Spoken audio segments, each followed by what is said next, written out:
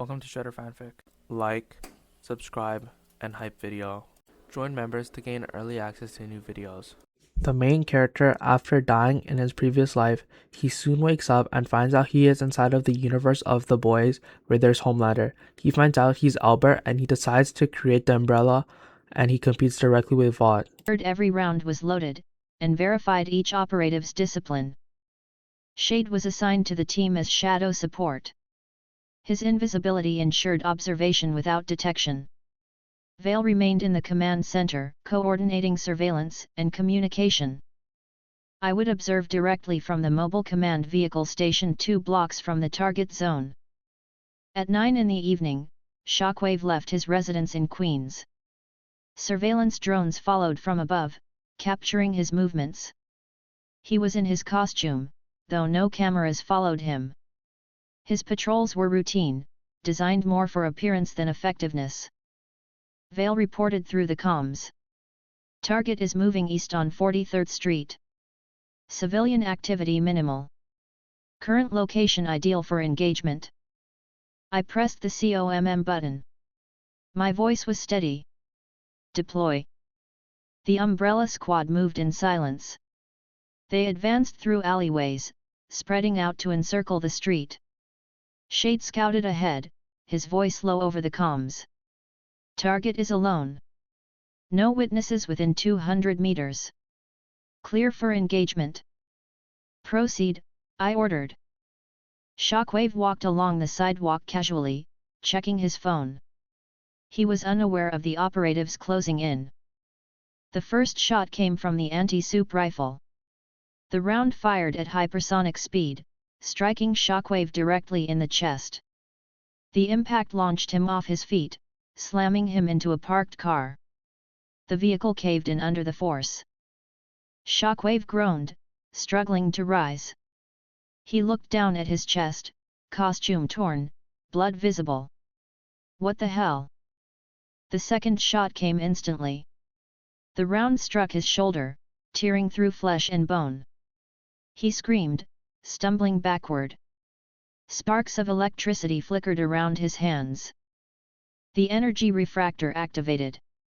One operative raised the compact device, projecting the refractive field.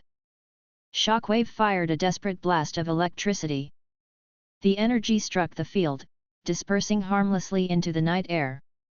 His eyes widened in panic. Shade's voice came over the comms. Target destabilized. Recommend formula deployment.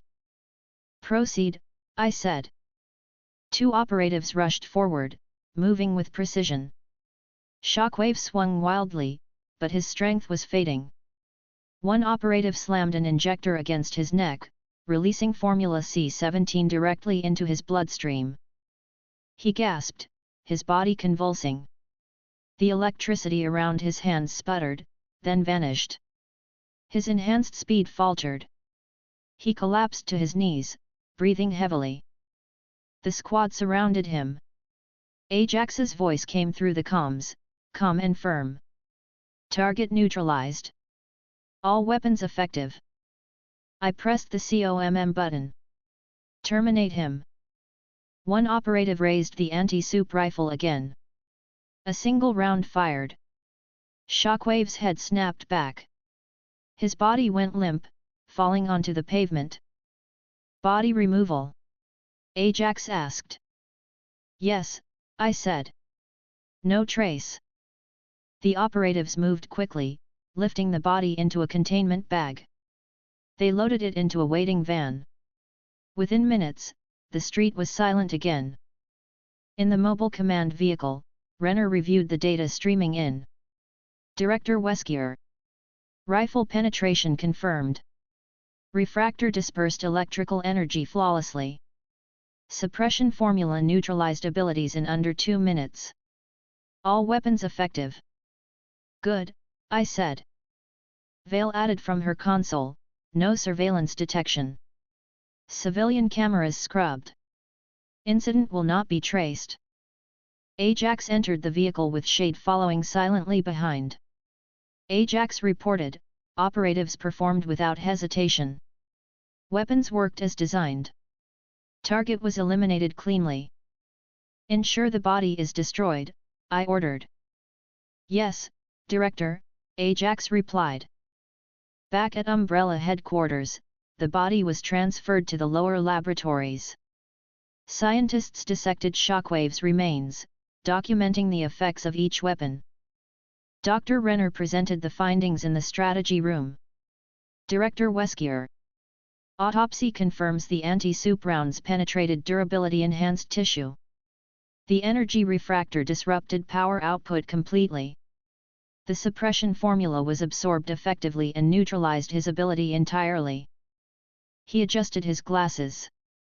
If these results are consistent, then even Homelander is vulnerable. Consistency is the objective, I said. Continue refinement. Mass production begins immediately. Yes, Director. Starlight contacted the secure channel that night. Shockwave is missing.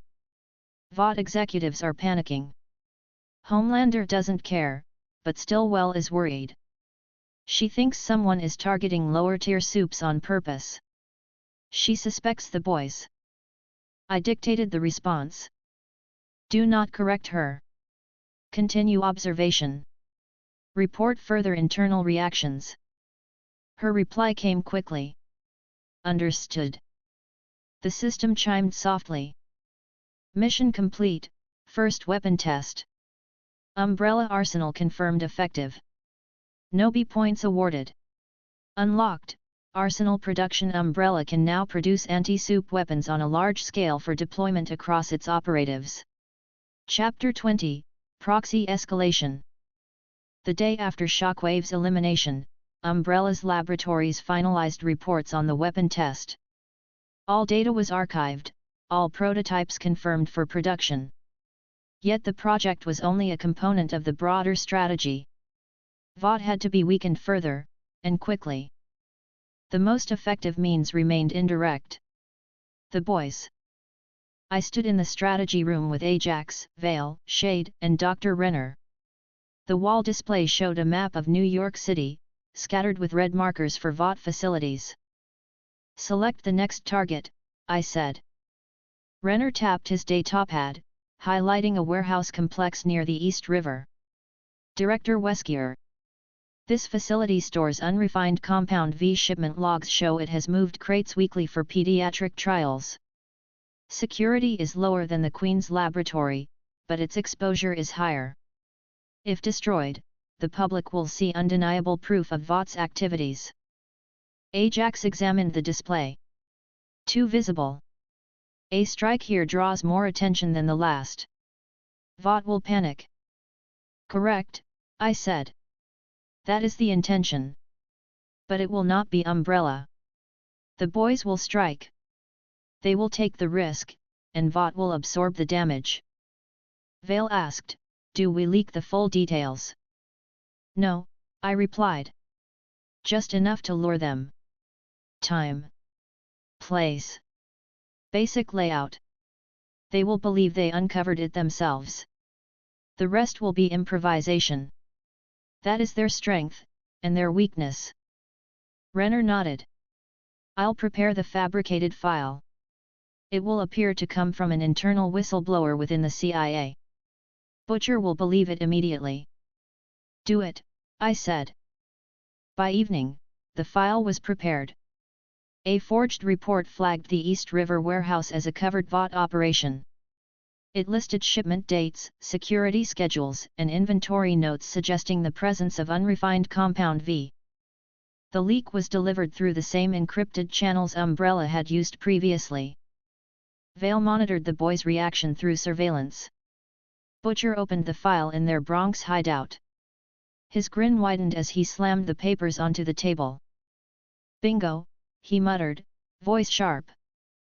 Frenchie leaned forward, scanning the details. Ah! This is beautiful. A warehouse filled with blue gold. We will blow it all to hell. Mother's Milk frowned, cautious. We don't know who sent this. Could be a trap. Butcher waved him off. Doesn't matter. If it's Vought, it's worth hittin'. Simple as that. Huey sat quietly, eyes darting nervously between them.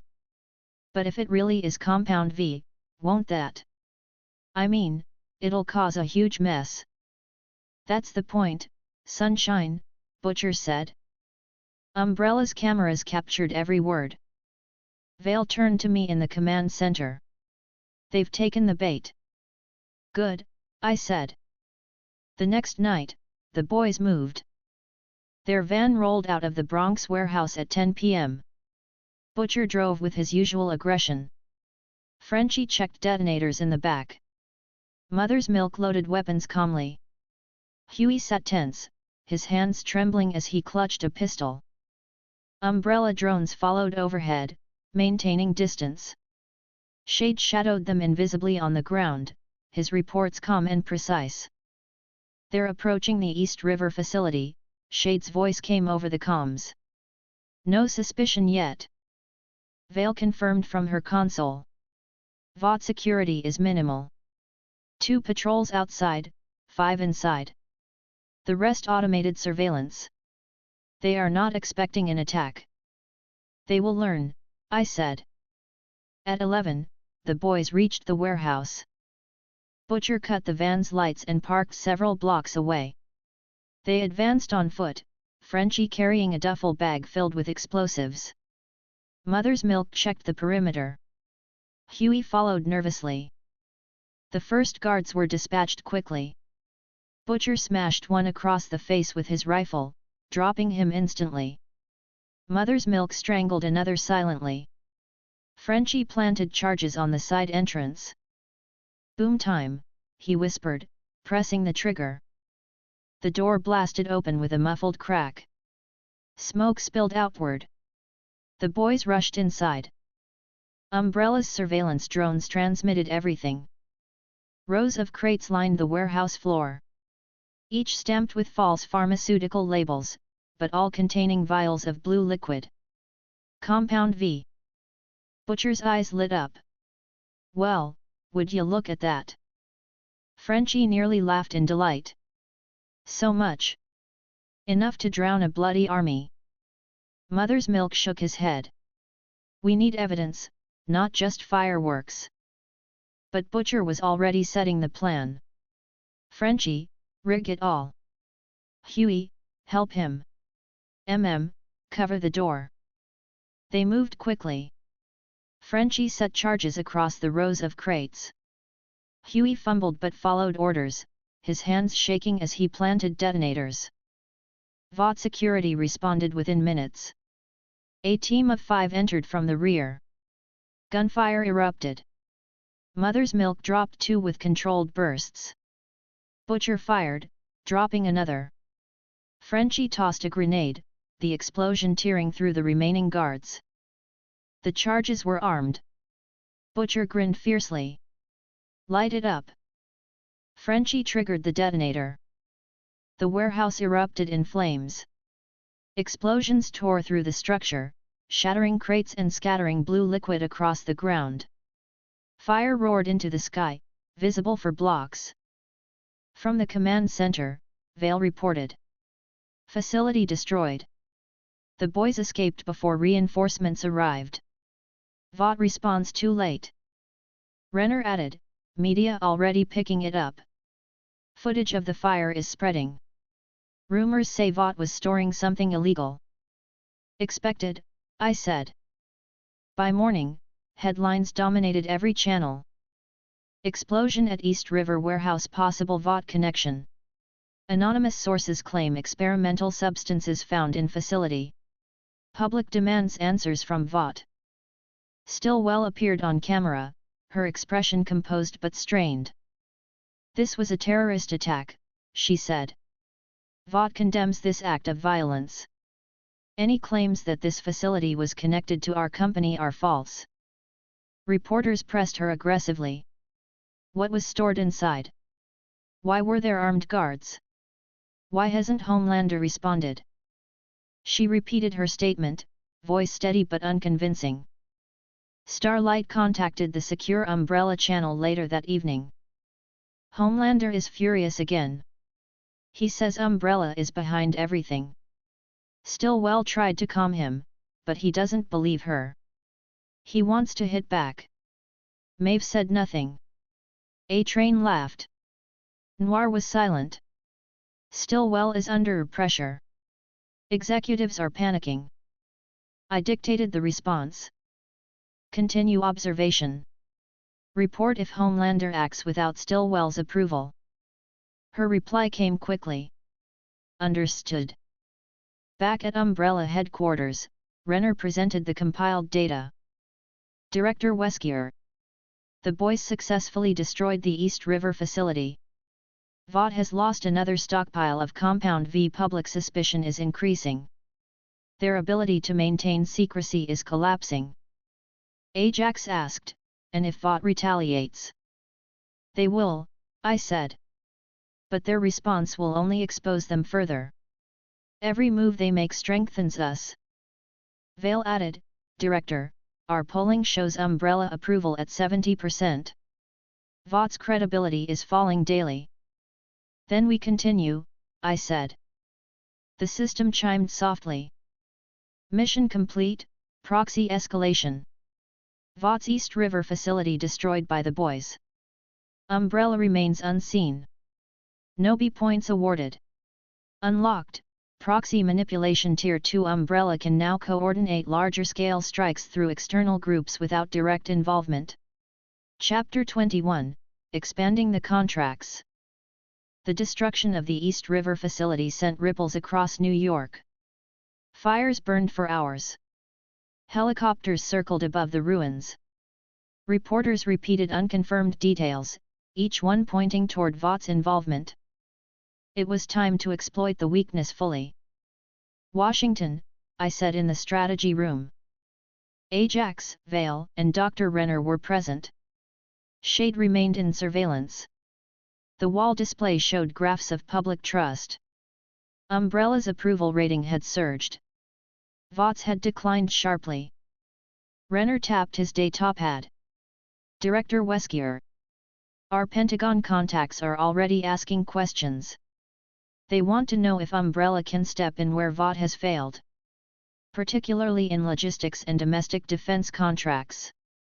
Then we answer them, I said. Not with words. With proof. Umbrella offers stability. Vought offers collapse. We push for full expansion domestic, international, military, and intelligence. Ajax folded his arms. What's the angle? National security, I said. We present Vought as reckless, negligent. We show Umbrella as disciplined, precise. We offer not only operatives but weapons. The Pentagon will not refuse. Vale looked at me carefully. Do you want us to show them everything? No, I replied. Weapons remain classified. We reveal only enough to secure the contracts. Production figures, operatives, efficiency. That is all. Renner nodded. I'll prepare the presentation. Pentagon, 9 a.m. tomorrow. Arrange transport, I ordered. Yes, Director. The next morning, I departed Umbrella Tower. The private jet was prepared at dawn, its markings minimal. Ajax accompanied me as head of security. Vale remained in New York to monitor surveillance. Renner carried the presentation files on a secured tablet. The flight to Washington was silent. I reviewed the reports one final time. Umbrella's roster of enhanced operatives had reached 70. Security forces numbered over 600. Laboratories were refining Compound V independently. Weapons had been tested and confirmed effective. By the time we landed, every detail was organized. The Pentagon meeting room was sterile, its long table surrounded by officers in uniform and civilian officials in suits. Colonel Jenkins was present, alongside 3 generals and 2 senators from the Defense Committee. Their faces were stern, their postures cautious. I entered with Ajax and Renner, moving directly to the head of the table. Director Wesker, Jenkins said in greeting. We appreciate your time. I sat, my voice even. You requested proof. I am here to provide it. Renner connected his tablet to the room's projector. The screen illuminated with Umbrella's insignia, followed by a series of charts. Renner began. Gentlemen, Umbrella currently fields 70 enhanced operatives and 600 standard security forces. All are disciplined, trained, and loyal. Unlike Vought's products, Umbrella's operatives are not celebrities. They are soldiers. The first general leaned forward. And what about control? Vought has struggled to keep their soups in line. I answered directly. Control is absolute. Umbrella's operatives are property of Umbrella. They do not act without orders. They do not improvise. They follow command structures like any soldier. The senator adjusted his glasses. The public is already aware of Vought's failures. Why should they trust Umbrella to be different? Because we already are, I said coldly. Midtown. Queens. East River. When Vought hesitated, Umbrella acted. When Vought denied, Umbrella delivered results. The people see the difference. So do you. The second general asked, and what about equipment? Vought has their technology integrated into military projects. Can Umbrella match that? Renner replied, Umbrella already produces advanced equipment internally. Armor, vehicles, support technology. All compatible with military infrastructure. Jenkins added, I've seen the results myself. They're efficient. And unlike Vought, they don't waste time on public relations. The room was silent for several moments. Finally, the first senator spoke. What are you asking for, Director Wesker? I answered without hesitation. Expansion. Full defense contracts. Domestically, Umbrella replaces Vought in urban security and federal facility defense. Internationally, Umbrella operatives integrate into overseas deployments. Funding increases accordingly. The generals exchanged glances. The second senator leaned forward. That's a large request. Vought has been entrenched for decades. Cutting them out won't be simple. Nothing is simple, I said. But Vought is crumbling. Their failures are public. Their facilities exposed. Their operatives unreliable. You can continue to rely on them and watch as they collapse, or you can shift to Umbrella and ensure stability. The room remained quiet. The first general finally spoke. We'll need proof of discipline. A demonstration. If your operatives are as controlled as you say, we want to see it firsthand. Accepted, I said. That afternoon, a secure facility outside Washington was prepared for the demonstration. Umbrella's transport vehicles arrived with 20 operatives. 10 enhanced, 10 standard. Ajax commanded the unit. I stood at the observation deck with the generals and senators, Renner beside me with his day top hat. The operatives lined up in perfect formation, uniforms immaculate, weapons at their sides. No cheers, no theatrics. Ajax barked the first command. Forward drill. The unit moved as one, marching with precision across the training field. Combat drill. The enhanced operatives split into teams.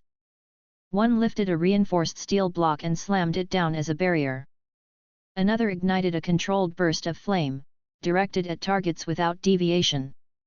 A third sprinted across the field in seconds, striking dummy targets in rapid succession. Control drill. Kyra stepped forward. She drew a blade across her arm, blood flowing freely. The wound closed instantly. She looked to the officers calmly, showing no hesitation. Richter followed, striking the ground with his fists. Shockwaves radiated outward, toppling reinforced barriers. The generals observed carefully, nodding slightly. Renner narrated each demonstration, his voice calm. Director Wesker's operatives are programmed for precision. No improvisation. No disobedience. Umbrella does not create idols. We create soldiers. The first senator whispered something to the second. Both looked back at me. The first general finally turned. Impressive. Very impressive. The second general added, better control than Vought, that's certain. The first senator spoke directly to me. Director Wesker will authorize preliminary expansion. Domestic security contracts, increased funding, and the possibility of international deployment in 6 months. But we'll expect results. You will have them, I said evenly. That evening, the contracts were signed. Umbrella's name was now on documents authorizing expanded deployment across federal facilities, airports, and key infrastructure points. Funding increased by 40%. Renner handed me the final folder. Director Wesker, with this expansion, Umbrella's growth will accelerate beyond Vought's ability to compete. Good, I said. Ajax stood near the window of the hotel suite overlooking Washington. And Vought? They will see this tomorrow, I said. And they will understand they are being replaced. Vale's voice came over the comms from New York. Director, Starlight reports Homelander confronted Stillwell again.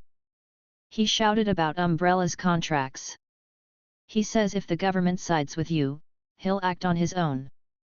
I pressed the COMM button. My tone was calm, cold. Tell her to continue observation. Report if he moves without orders. Yes, Director. The system chimed quietly. Mission complete, government expansion. Umbrella has secured expanded Pentagon contracts and funding. No B points awarded. Unlocked, international negotiations. Umbrella may now pursue contracts with allied governments outside the United States. Chapter 22, Mass Production. The Pentagon contracts were signed. Funding was secure.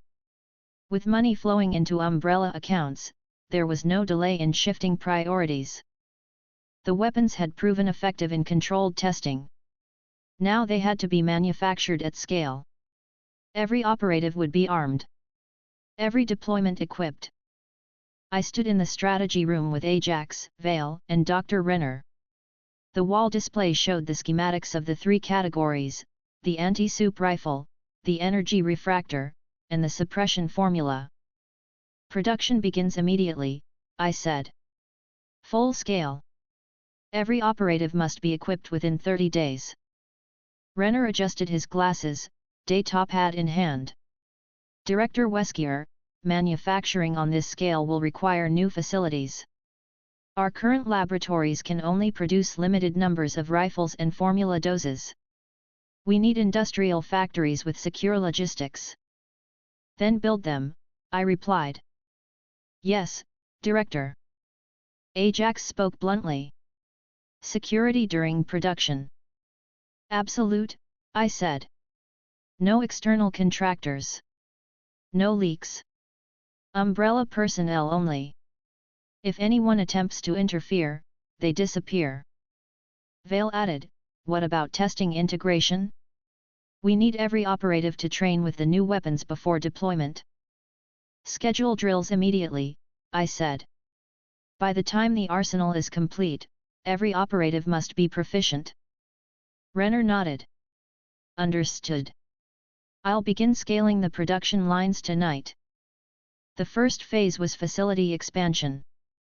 Umbrella acquired 2 abandoned industrial sites in New Jersey and Pennsylvania. Each was stripped, reinforced, and converted into secure factories within days. In New Jersey, the ballistics division was established.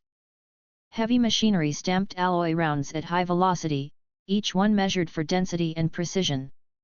Conveyor belts moved crates of ammunition into sealed storage, guarded by armed personnel at all hours. In Pennsylvania, the biochemical division was created. Rows of containment tanks refined Formula C-17, each monitored by scientists in protective suits. Vials were sealed, labeled, and stored in temperature-controlled vaults. Every batch was tested twice before approval. Back in New York, the Energy Division remained centralized. Laboratories calibrated refractors with precision optics. Each device was compact, field-tested for durability, and stamped with umbrella insignia. I visited each facility personally. In New Jersey, the sound of machines filled the air. Sparks showered as alloy rounds were pressed, shaped, and polished. Crates stacked to the ceiling bore stenciled markings, Umbrella Ballistics AR-17 ammunition. A foreman approached nervously. Director Wesker, we're producing 2,000 rounds per day. By next week, we can double output. Double it now, I said flatly. Yes, Director. In Pennsylvania, the atmosphere was colder. Scientists moved carefully through rows of tanks, blue liquid circulating within. Each batch of Formula C-17 was recorded meticulously. Renner stood beside me, day top hat in hand. Director Wesker, formula production is stable. Efficiency is at 90%. We can produce 100 vials per day. Increase it, I ordered. 200 per day. No excuses. Renner nodded quickly. Yes, Director. In New York, I observed the Energy Division's testing. A prototype refractor was activated, dispersing a concentrated beam across reinforced barriers. The field shimmered briefly, then stabilized. The lead scientist looked at me nervously. Director Wesker, the refractors can now operate for 1 hour before battery replacement. Field ready. Produce 500 units within 1 month, I said. Yes, Director. Training integration began simultaneously. At the Umbrella Training Grounds, Ajax commanded drills daily. Rows of operatives lined up, each issued anti-soup rifles. They fired at reinforced targets, the hypersonic rounds tearing through steel dummies with precision. Ajax barked commands. Reload. Fire again. Formation. Cover your sectors. The sound of rifle fire echoed across the grounds. Operatives moved as one, their discipline absolute. In the next field, squads trained with refractors. Operatives raised the compact devices, dispersing simulated laser beams projected by laboratory equipment. The shields held firm, refracting the energy harmlessly. Further down, suppression drills were conducted. Operatives practiced injecting formula into test subjects enhanced with low-grade compound V. Within minutes, the subjects' abilities faltered. Neutralized. Renner recorded everything. Director Wesker, training efficiency is high. Operatives adapt quickly to the new arsenal. Ensure perfection, I said. Yes, Director. The numbers grew daily. End of week 1. 14,000 anti-soup rounds produced. 200 energy refractors completed. 500 vials of Formula C-17 refined. End of week 2. 32,000 anti-soup rounds produced. 400 energy refractors completed. 1,200 vials of Formula C-17 refined. End of week 3. 51,000 anti-soup rounds produced. 650 energy refractors completed. 1,800 vials of Formula C-17 refined. By the end of the month, every operative was equipped. I convened the leadership team once more in the strategy room. Ajax, Vale, Shade, and Renner stood at attention. Report, I said. Renner presented the numbers.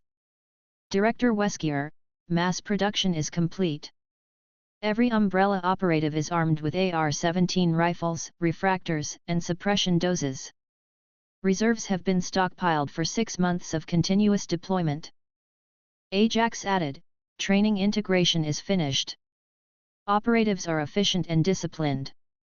Squads can deploy globally within hours. Vale tapped her console. Media monitoring shows rising speculation about Umbrella's capabilities. The Pentagon is satisfied. Vought is silent. Good, I said. Umbrella is ready. That night, Starlight contacted the secure channel.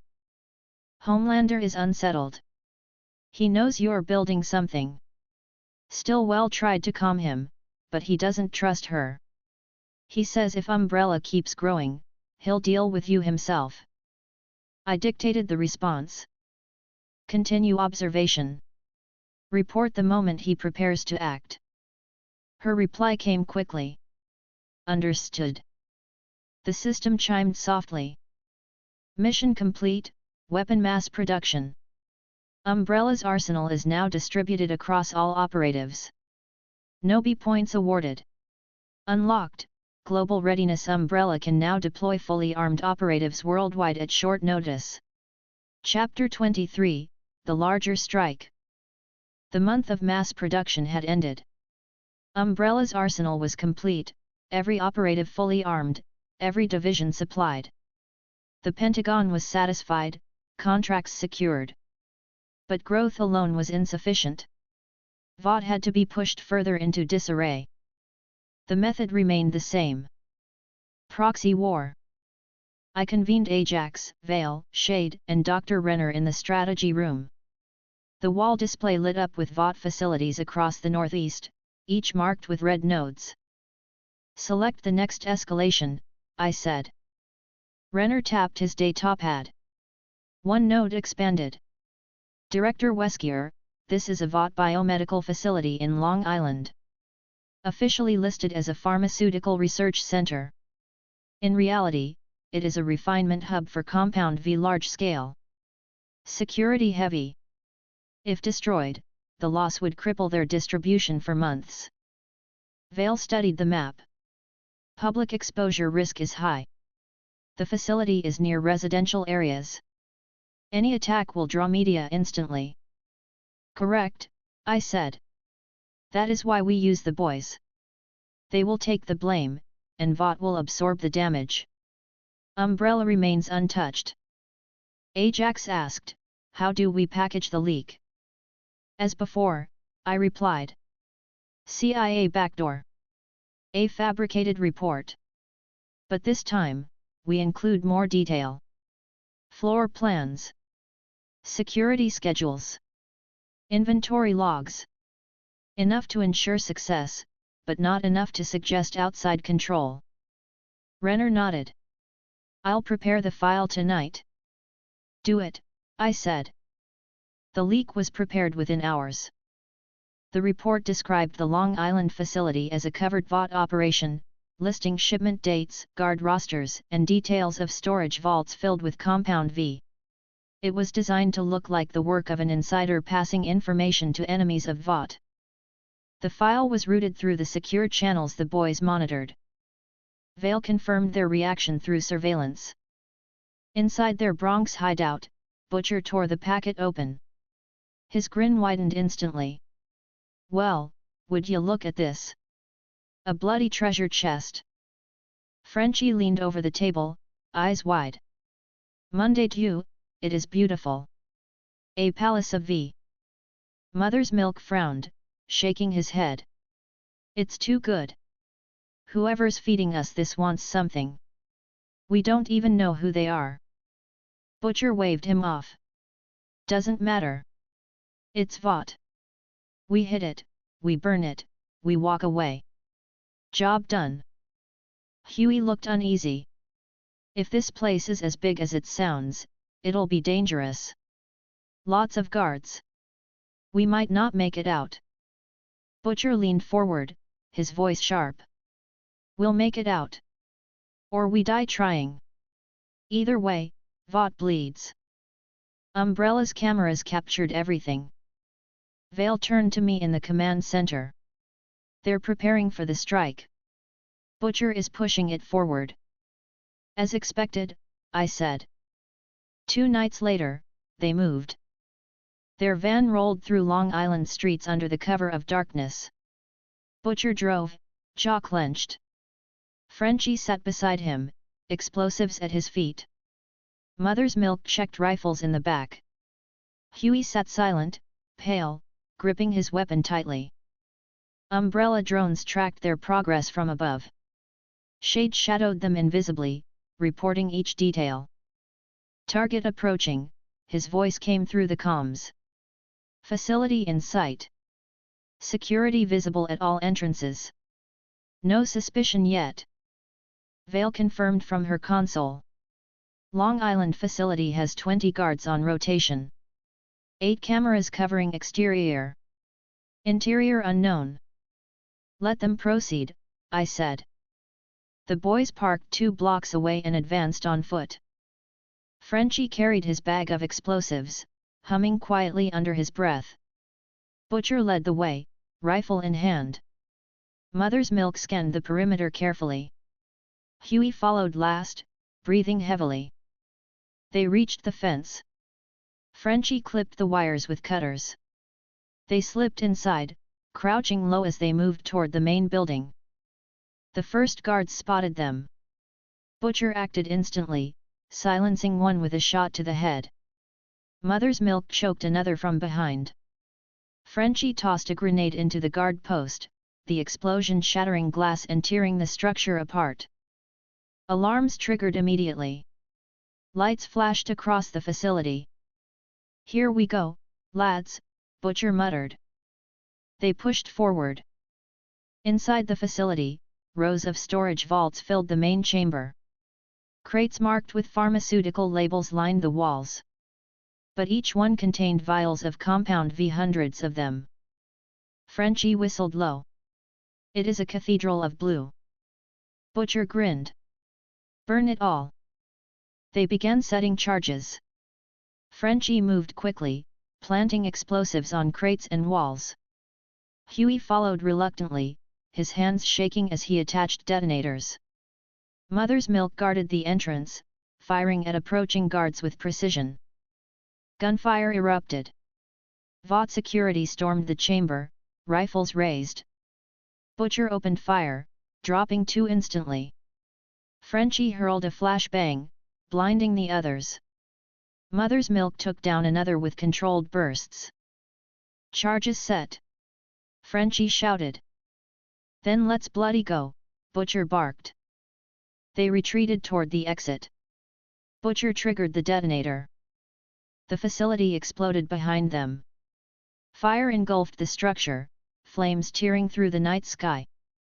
Blue liquid spilled across the ground, igniting into streaks of fire. The boys fled into the darkness, vanishing into Long Island streets before reinforcements arrived. From the command center, Vale reported. "Facility destroyed. Casualties high. Media already covering the fire. Vought response delayed." Renner added, "Initial reports claim the building was a pharmaceutical research lab. But leaks are spreading about Compound V. Journalists are connecting the dots." "Expected," I said. By morning, every outlet carried the story. Explosion at Long Island Research Center, possible connection to Vought. Sources claim blue substance found in ruins. Public outcry mounts as Vought denies responsibility. Stillwell appeared on camera again, her expression calm but strained. "This was an act of terrorism," she said. "Vought condemns these attacks. Any claim that this facility was tied to our company is false." Reporters pressed her. "What about the blue liquid found in the debris? Why were there armed guards at a pharmaceutical center? Why hasn't Homelander spoken publicly?" She repeated her denial, but her voice carried strain. Starlight contacted the secure channel that night. "Homelander is furious. He says Vought looks weak. He blames Stillwell. He wants to find out who's leaking the information to the boys. He suspects CIA involvement." Maeve is quiet. A-Train doesn't care. Noir silent. Stillwell is under pressure again. I dictated the response. "Continue observation. Report if Homelander acts outside of Vought's orders." Her reply came quickly. Understood. Back at Umbrella headquarters, Renner presented the compiled data. Director Wesker. Vought has now lost 2 major facilities in under a month. Compound V production is compromised. Public trust is deteriorating rapidly. Washington is watching closely. Ajax asked, and the boys? They remain useful, I said. They fight recklessly. They draw attention. And Vought absorbs the damage. We continue to feed them until they destroy themselves. Vale added, public approval of Umbrella is at 78%. Higher than any previous figure. Vought has dropped below 40. Good, I said. The system chimed softly. Mission complete, proxy escalation 2. Long Island facility destroyed by the boys. Vought weakened further. No B points awarded.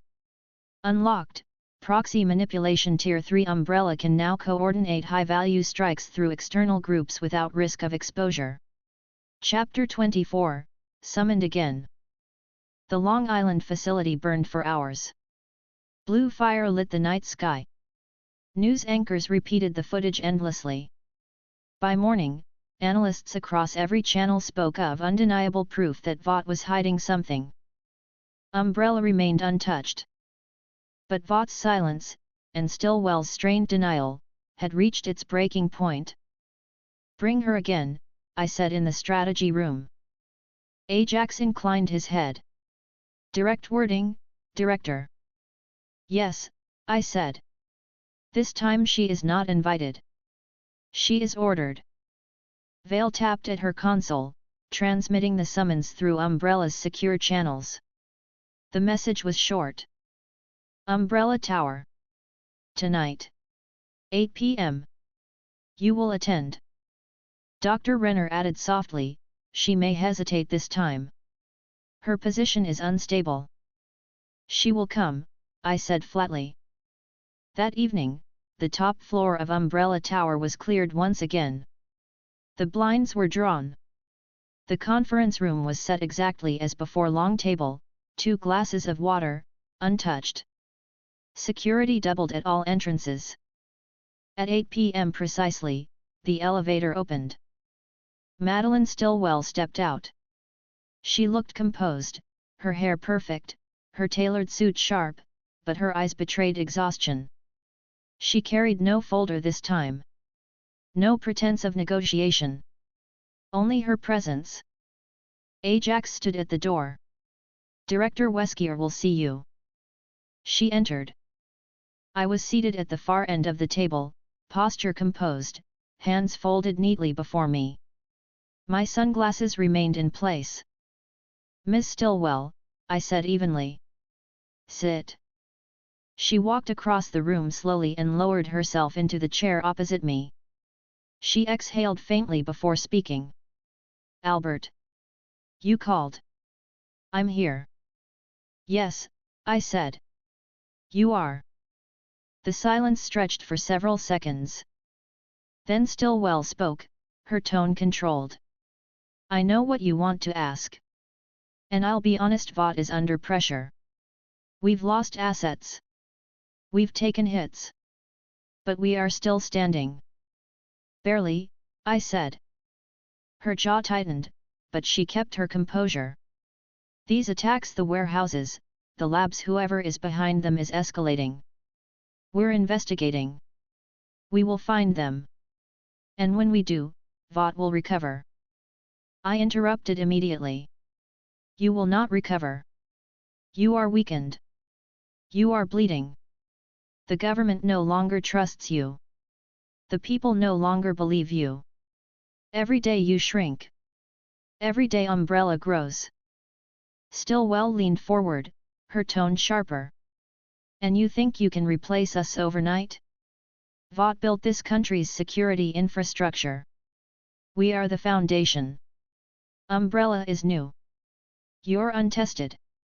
You don't have the reach we do. You are wrong, I said. I have already secured the Pentagon. Umbrella is expanding domestically and internationally. You are being replaced. Piece by piece. Her hands tightened into fists briefly before relaxing. Even if that's true, Albert, you can't handle Homelander. He is loyal to us. To me. He won't let you take what's his. I replied without hesitation. Then he will fall with you. For the first time, Stillwell's mask slipped. She leaned back, her voice quieter. You don't understand him. Homelander isn't just another soup. He's unpredictable. Dangerous. If he feels threatened, he'll lash out. He doesn't need orders. He'll act on his own. And if he decides Umbrella is a threat, she paused. You won't be able to stop him. I leaned forward slightly. My tone did not change. I already can. Her eyes narrowed. You're lying. No, I said flatly. I have prepared. I have weapons designed for him. Rifles, refractors, suppressants. Tested. Proven. Homelander can be neutralized. At any time. Stillwell's expression faltered. For a moment, her lips parted as if to argue, then closed again. She looked at me carefully, as though trying to measure if I was bluffing. Finally, she spoke quietly. If that's true, then you're more dangerous than I thought. Yes, I said. She sat back in her chair, silent for several seconds. Her usual corporate poise returned, though strained. So what now, Albert? You've summoned me here, humiliated me twice, told me my company is collapsing. What exactly do you want from me? Information, I said. Her brow furrowed. Information. Yes, I said evenly. Vought still has facilities. Still has projects. Still has secrets. You will give them to me. Her voice sharpened. Why would I do that? Because you have no choice, I said. She held my gaze for a long moment. Then she exhaled sharply, shaking her head. You're ruthless. Yes, I said again. Stillwell stood slowly, adjusting her jacket. I'll consider what I can give you. But I can't hand over everything. I still have to protect Vought. Protect them if you wish, I said. It will not matter. They will fall regardless. What you choose now is whether you fall with them, or whether you preserve yourself. She paused at the door, looking back at me. Her voice was quiet, strained. You'll regret this, Albert. No, I said calmly. I will not. Ajax opened the door for her. She left without another word, her heels clicking against the polished floor. Ajax returned to the conference room. She's breaking. Yes, I said. Vale's voice came through the comms. Director, surveillance confirms she went straight back to Vought Tower. Homelander met her in her office. He was angry. Their conversation grew heated, but we couldn't capture audio. Monitor them, I said. Renner entered with his day top hat. Director Wesker, if Stillwell provides information, it could accelerate Umbrella's expansion further. But even if she doesn't, her position is compromised. Vought will fracture. Good, I said. Later that night, Starlight contacted the secure channel. Homelander accused Stillwell of hiding something. He shouted at her, slammed his fists into the wall. She tried to calm him down, but he's losing patience. He said if Umbrella keeps interfering, he'll take matters into his own hands. I dictated the response. Continue observation. Report the moment he prepares to act. Her reply came quickly. Understood. The system chimed softly. Mission complete, direct Stillwell meeting 2. Vought leadership further destabilized. Umbrella influence increased. No B points awarded. Unlocked, Vought Secret's umbrella now has potential access to internal Vought projects through coercion of Stillwell. Chapter 25, Stillwell breaks. The second meeting had left Stillwell shaken. I had pressed her openly. Homelander had pressed her privately. Between both forces, the careful mask she maintained was fracturing. It did not take long for the pressure to force her hand. The following evening, Vale reported from the command center. Director Wesker, Stillwell's movements have shifted. She dismissed her secretary earlier than usual. No drivers. She left Vought Tower alone, in her own vehicle. Destination unclear. Ajax stood beside me in the strategy room. Is she running? No, I said. She is coming here. Renner glanced up from his datapad. Then she has made her decision. Yes, I said. At 9 p.m., the elevator doors opened on the top floor of Umbrella Tower. Stillwell stepped out, her expression composed but tense. She carried a slim briefcase, her grip tight. Her heels clicked against the floor as she walked quickly to the conference room. Ajax opened the door. She entered without waiting. I was already seated at the table. My posture calm. My sunglasses in place. Miss Stillwell, I said evenly. You arrive uninvited. She placed the briefcase on the table, her voice controlled. Consider this an offering. Open it, I said. She unclasped the case, swinging it open with a faint metallic snap. Inside were files, neatly organized. Paper reports, photographs, and a small encrypted drive. She slid the contents toward me. Classified Vought projects. Internal notes. Shipment logs. Facility locations. You wanted information. Here it is. I regarded the documents for several seconds before touching them. Then I drew the top file closer, opening it carefully. The first report described a hidden Vought laboratory in Delaware. It detailed Compound V trials on infants, failures concealed as medical complications. Attached were photographs, sterile rooms, nurses holding vials, children in containment cribs. Renner leaned forward, scanning the report. His voice was low. Director Wesker, this is authentic. Verified formatting. Internal signatures. Stillwell's voice sharpened. I took risks bringing this here. If Vought finds out, I'm finished. You are already finished, I said flatly. Her lips pressed tightly together, but she said nothing. I turned to the next file. It described a project labeled Indigo. Vought scientists attempting to create synthetic soups without Compound V injections. Genetic splicing. Tissue engineering. All results unstable. Failures recorded as terminated. Renner scrolled through his datapad quickly, comparing notes. Director, we've heard rumors of Project Indigo.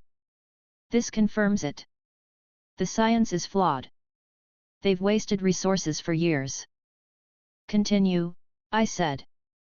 Stillwell opened her mouth, then closed it again. She watched silently as I examined the next report. The third file detailed overseas shipments. Containers routed through Eastern Europe, disguised as pharmaceuticals, transported to proxy buyers. Several listed directly as military clients. Vale's voice came over the comms. Director Wesker, cross-referencing these shipment codes confirms activity in Ukraine, Poland, and Turkey. Vought has been selling Compound V internationally. Renner added, this is enough to collapse them politically, Director. If leaked, Washington would cut all ties immediately. Not yet, I said. Stillwell finally spoke again, her tone quieter. That's everything I could take without raising suspicion. There's more, but if I try again, I'll be exposed. Then you will take more, I said. Her eyes narrowed. You don't understand. My position with Homelander is already fragile. If he senses I'm moving against him, then he will kill you, I said coldly. And you already know that. Which is why you are here. Which is why you brought this. She exhaled sharply, shaking her head faintly. You're ruthless. Yes, I said. Ajax entered quietly, standing at my side. Director. Do you want her monitored after she leaves? Yes, I said. Discreetly. If she deviates, end it. Stillwell looked at Ajax, then back at me. So that's it. I bring you Vought's secrets, and in return, what? You let me live. No, I said calmly. In return, you remain useful.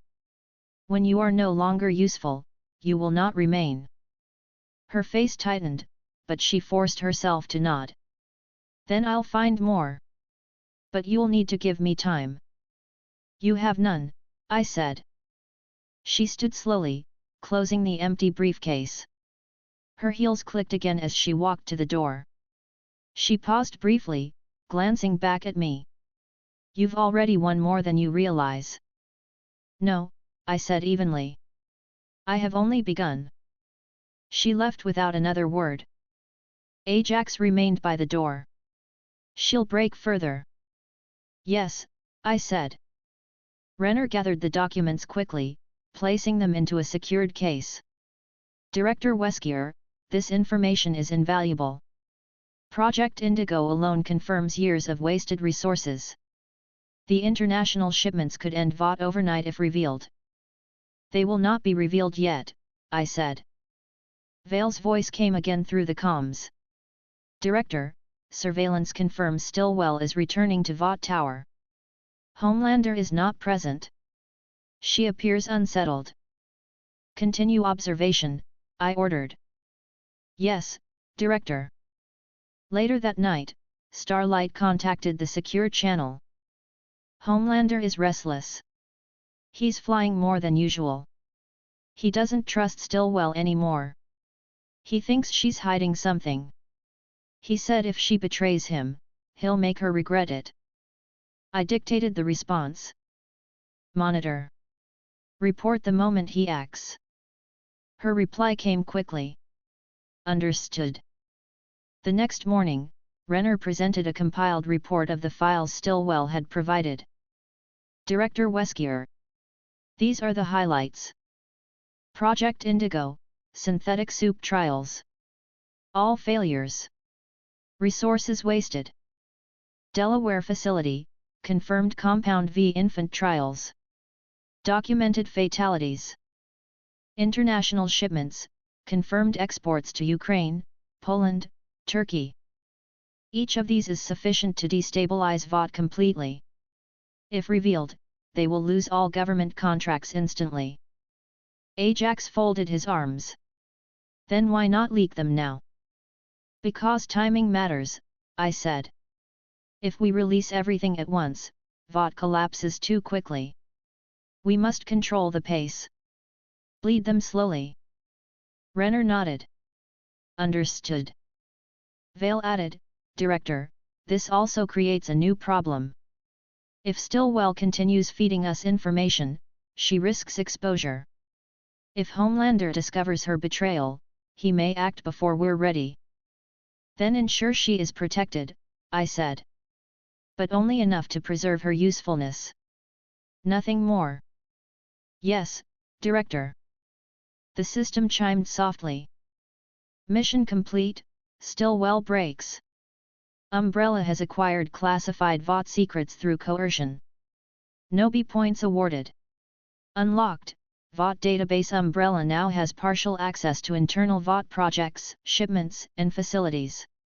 Chapter 26, Proof delivered. The files Stillwell had handed over sat locked in Umbrella's secure archives. Hundreds of pages of reports, images, and shipment manifests. Enough to dismantle Vought if revealed. But the public release would wait. For now, one document had a different purpose. Starlight. I stood in the strategy room. Ajax, Vale, and Renner were present. The wall display showed Starlight's surveillance feed her apartment, dimly lit, her figure sitting on the couch in her costume, though her boots lay discarded at her side. Her hair was undone, her expression weary. She has proven loyal, Vale reported. Every request met. Every detail accurate. But her loyalty is not complete. She still hesitates. Then we will remove hesitation, I said. Renner held up a tablet. Which file, Director? I considered briefly, then spoke. The Delaware facility. Infant trials. She will not ignore that. Renner nodded, cueing the selected documents. Photographs of infants in containment units. Nurses holding syringes of Compound V, reports marked with internal signatures confirming casualties attributed to trial errors. Send it, I said. Vale tapped her console. Encrypted channel open. Message ready. Transmit, I ordered. In her apartment, Starlight's phone vibrated on the table. She hesitated before reaching for it, her fingers trembling slightly. She unlocked the device. Umbrella's message appeared. Information. Delaware facility. Review carefully. Attached were the documents. Her brow furrowed as she scrolled. At first, confusion. Then shock. Her lips parted as her eyes widened. She flipped through the photographs rapidly, then slowed, staring at one image for nearly a full minute. An infant hooked to wires, Compound V injected intravenously. The caption, Trial 314B. Subject deceased within 72 hours. Starlight pressed a hand over her mouth. She scrolled further. Another report, Trial 322A.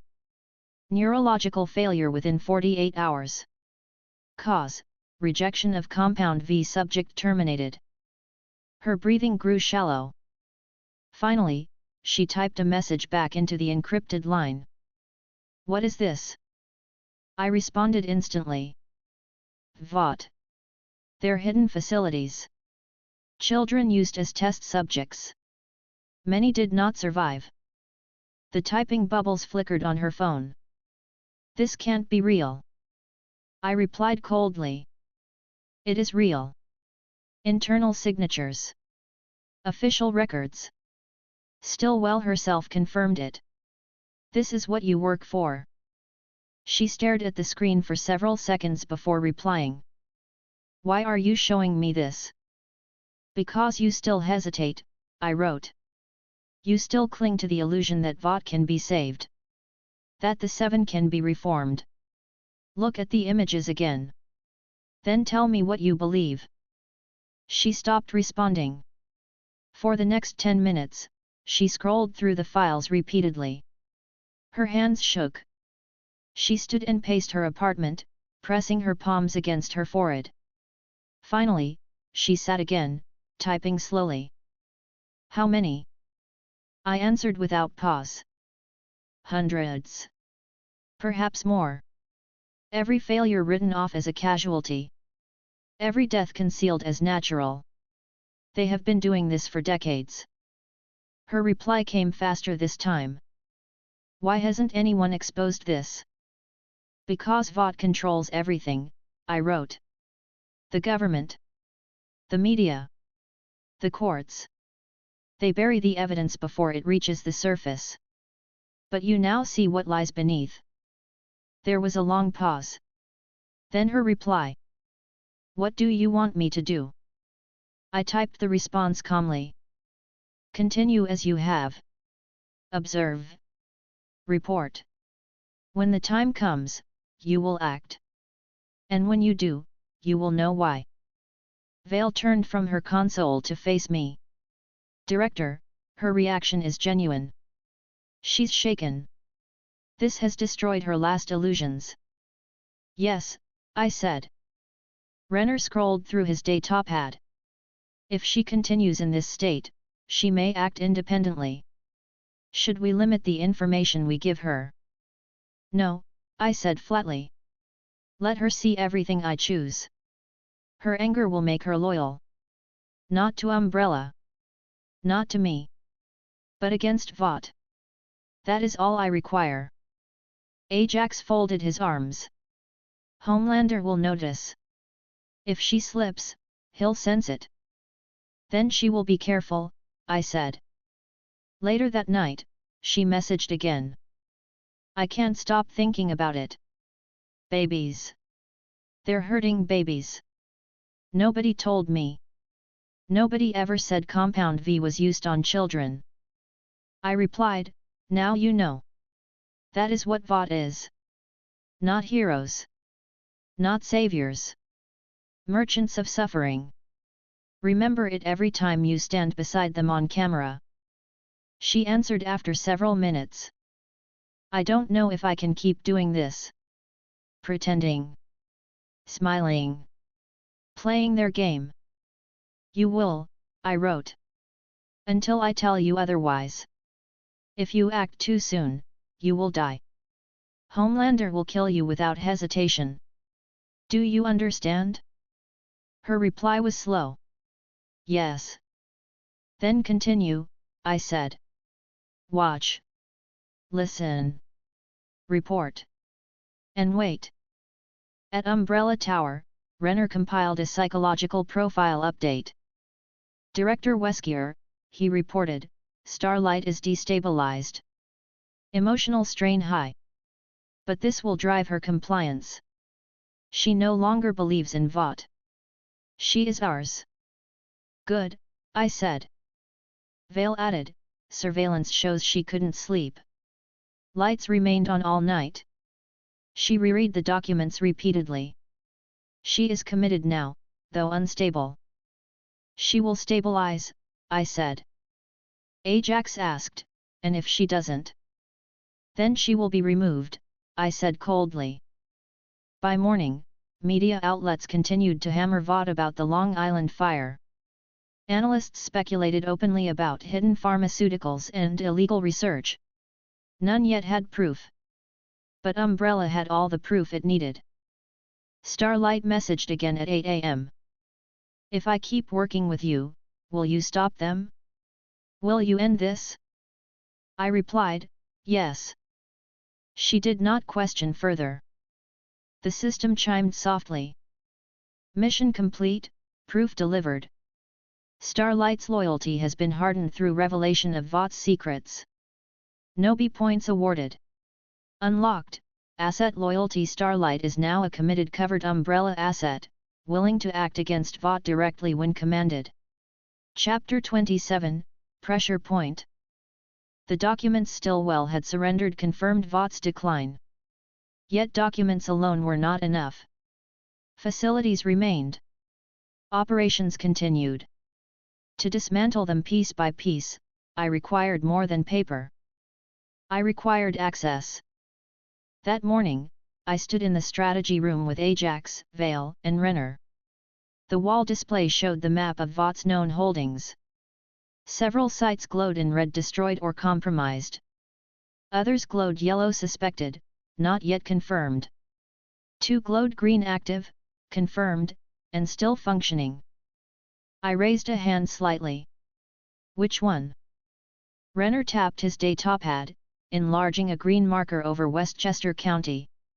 Director Wesker, this facility is designated internally as a rehabilitation center. In reality, it is a holding site for failed soup experiments. Those who can't be marketed, contained and studied. It remains fully operational. Stillwell's access codes will open it. Ajax folded his arms. If we gain access, what's the objective? Control, I said. We seize their records, extract what is useful, erase what is not. Their failures become our knowledge. Their subjects become our property. Vale added, and if Stillwell refuses? She will not, I said calmly. The summons was sent within the hour. Umbrella Tower. 7 p.m. Attendance required. This time, no explanation was attached. She arrived precisely at 7.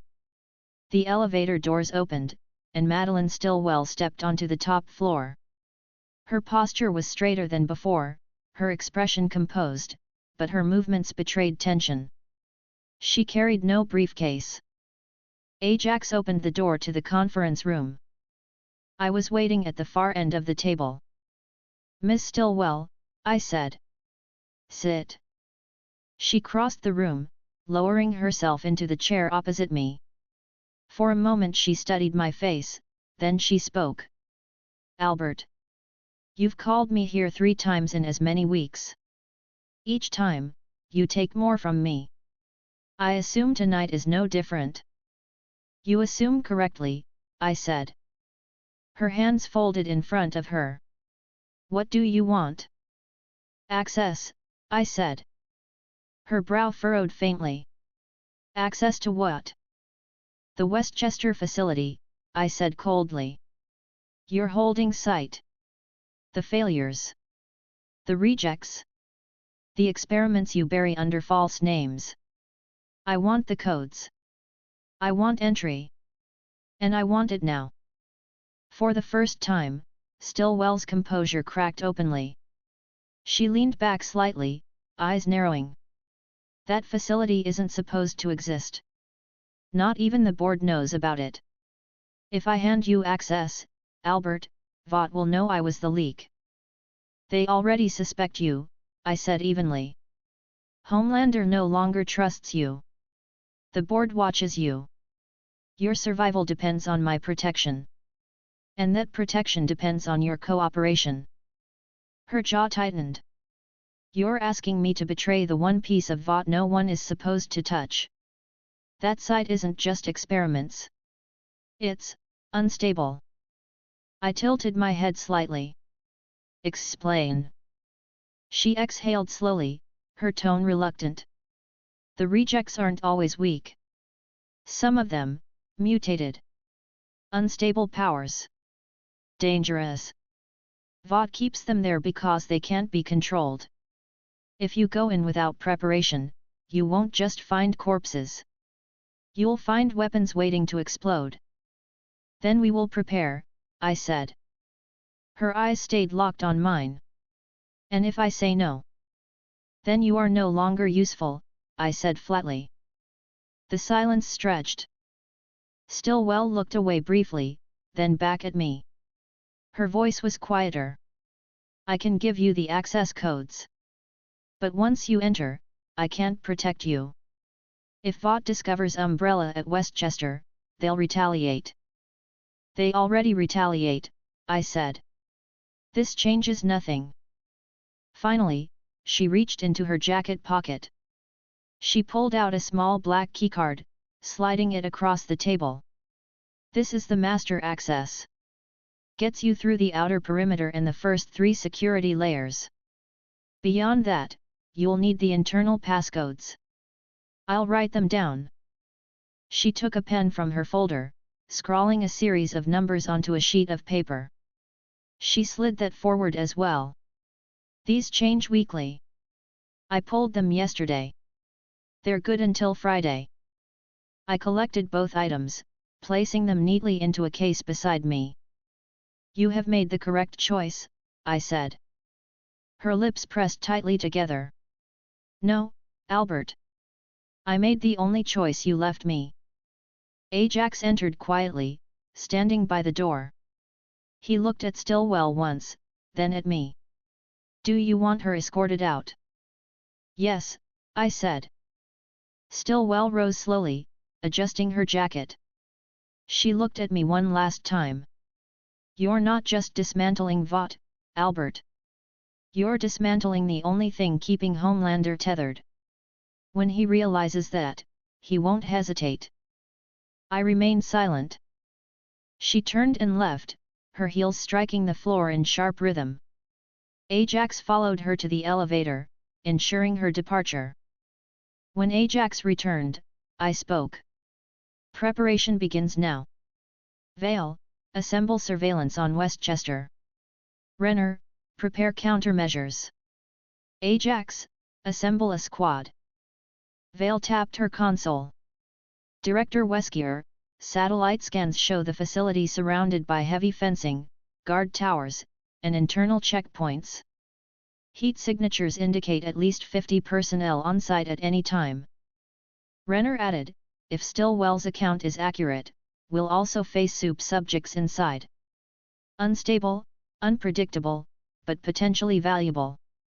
Ajax folded his arms. We'll need a full deployment. Enhanced operatives with refractors and rifles.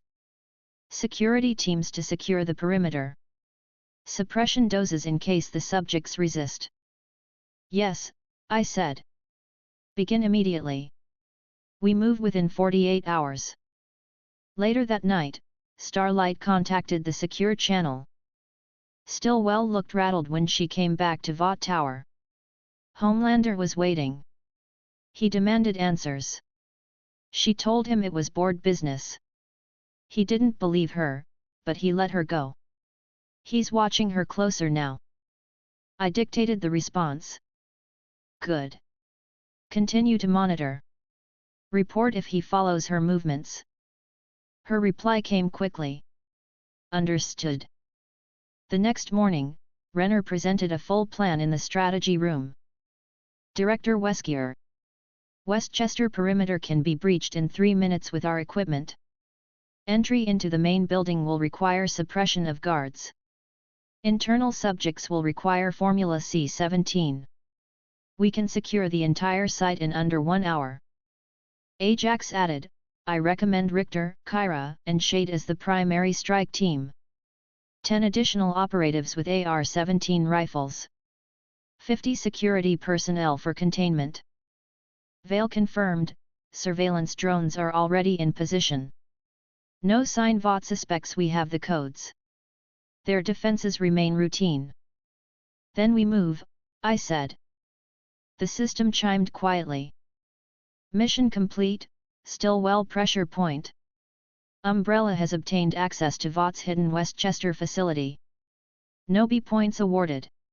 Unlocked, facility seizure. Umbrella can now infiltrate and capture active Vought facilities for its own use. Chapter 28, Westchester Operation. The keycard and codes lay secured in a black case on my desk. Stillwell had provided them reluctantly, but she had provided them nonetheless.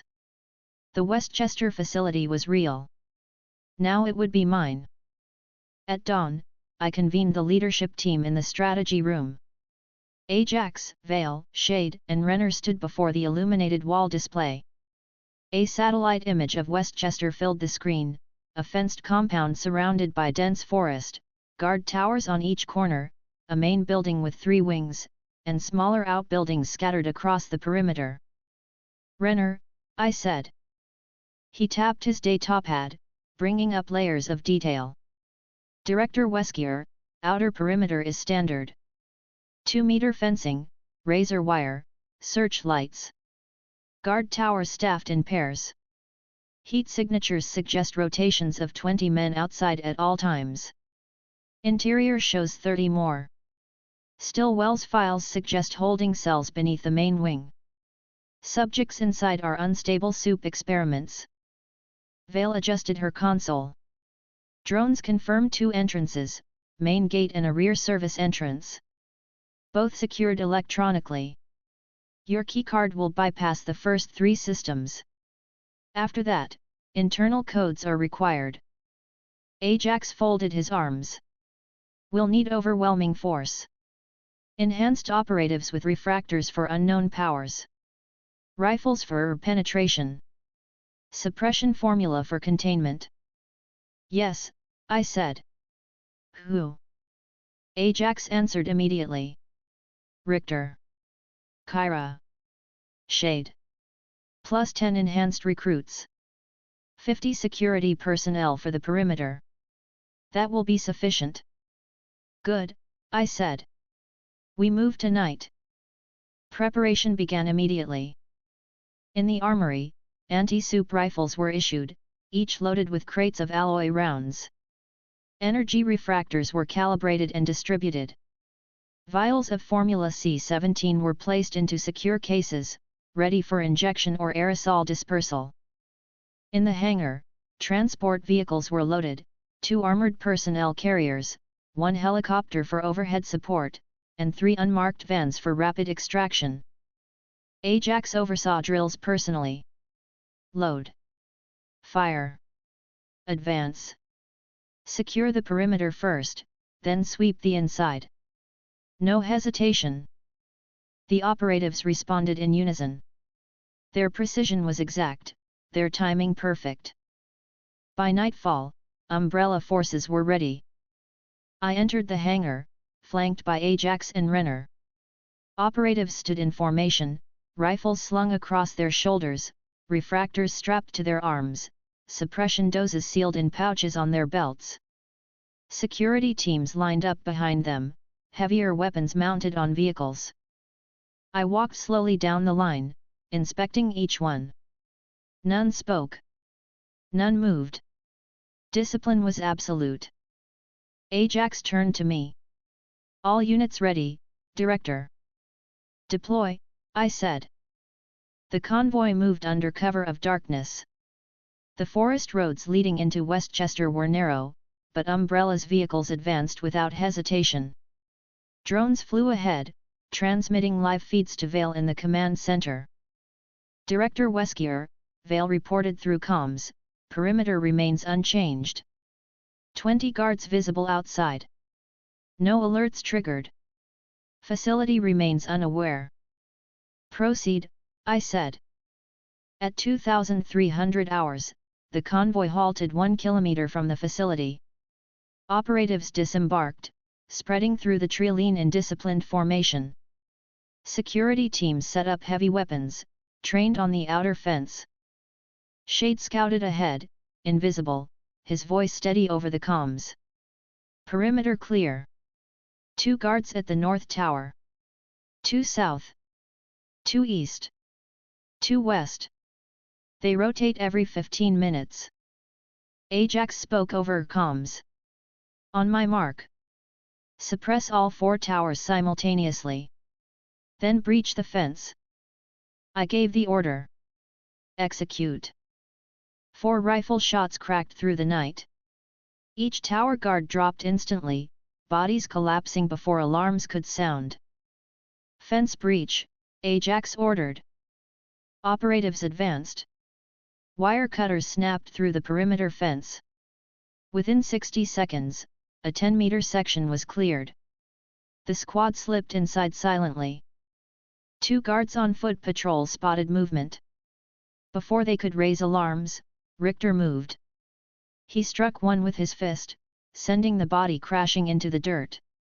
The second fired his weapon, but Kyram moved in, slamming him to the ground. Ajax's voice came over comms. "Perimeter secure.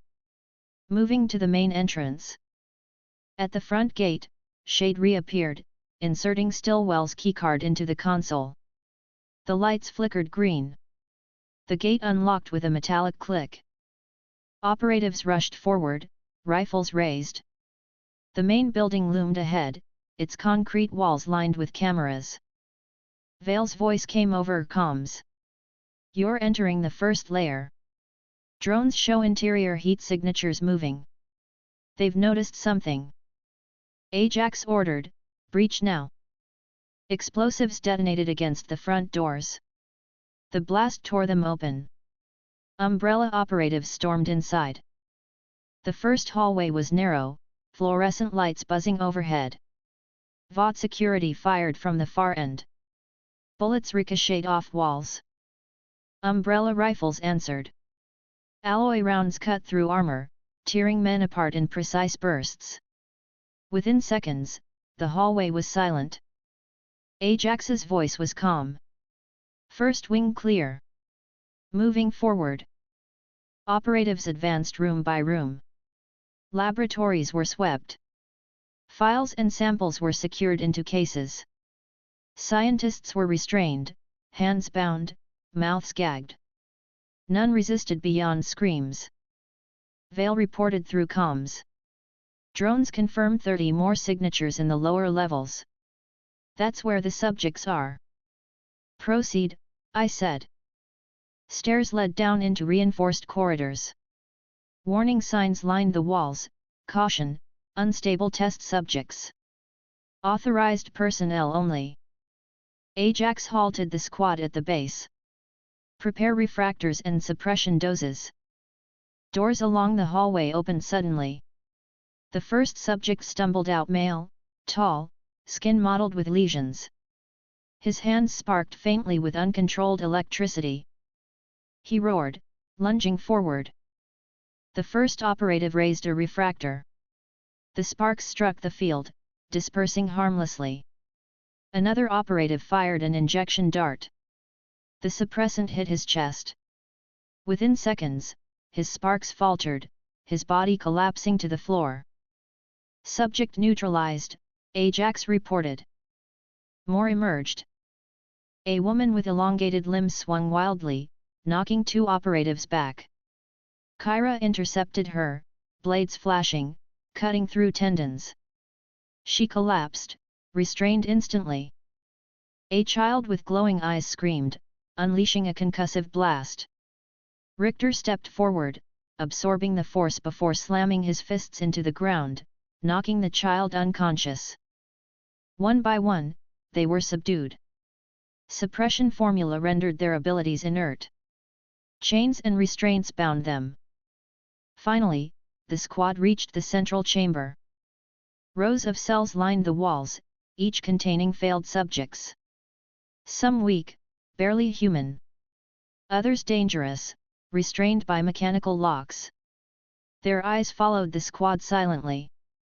Redner's voice came over comms, calm and analytical. Director Wesker, these are valuable. We should extract select specimens for study. Yes, I said. Secure 10. Terminate the rest. Ajax relayed the order. Pick 10. Suppress the rest permanently. Operatives moved with precision. 10 subjects were injected, bound, and loaded into reinforced cages. Others were executed with alloy rounds, their bodies collapsing silently inside their cells. By 0030 hours, the facility was fully under umbrella control. Laboratories were cleared. Files and samples secured. Subjects extracted. Scientists detained. Vale's voice came over comms. Director, drones confirm no reinforcements inbound. Vought has not responded yet. Extraction window clear. Withdraw, I ordered. The convoy rolled out of Westchester before dawn, loaded with specimens, files, and prisoners. By sunrise, the facility was empty, its halls littered with corpses and debris. Back at Umbrella Tower, Renner presented the captured files in the strategy room. Director Wesker. We have acquired complete records from Westchester. Subject histories, trial notes, compound V data. The 10 captured specimens are stable under suppression. They can be studied immediately. Ajax added, no casualties. All operatives returned. Facility cleared without alerting Vought for now. Vale confirmed, media has not reported anything unusual. Vought has not acknowledged the incident. They will, eventually.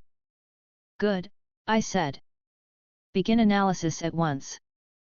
The system chimed softly. Mission complete, Westchester operation. Umbrella has seized the facility, captured test subjects, and secured files. No B points awarded. Unlocked, Subject Research Umbrella can now conduct direct experiments on captured soup specimens. Chapter 29, Conversion. The Westchester operation was complete. The facility stood empty of Vought's personnel, its subjects secured, its files transferred. Now it would serve a new purpose. It would become Umbrella. I stood in the strategy room the following morning. Ajax, Vale, and Renner were assembled.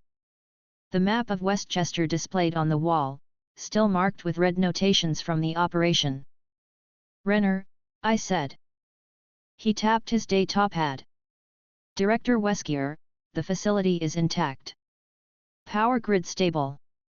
Communications were cut during the strike. No external signals were transmitted. Structurally, it is sound. Conversion is viable. Vale, I said.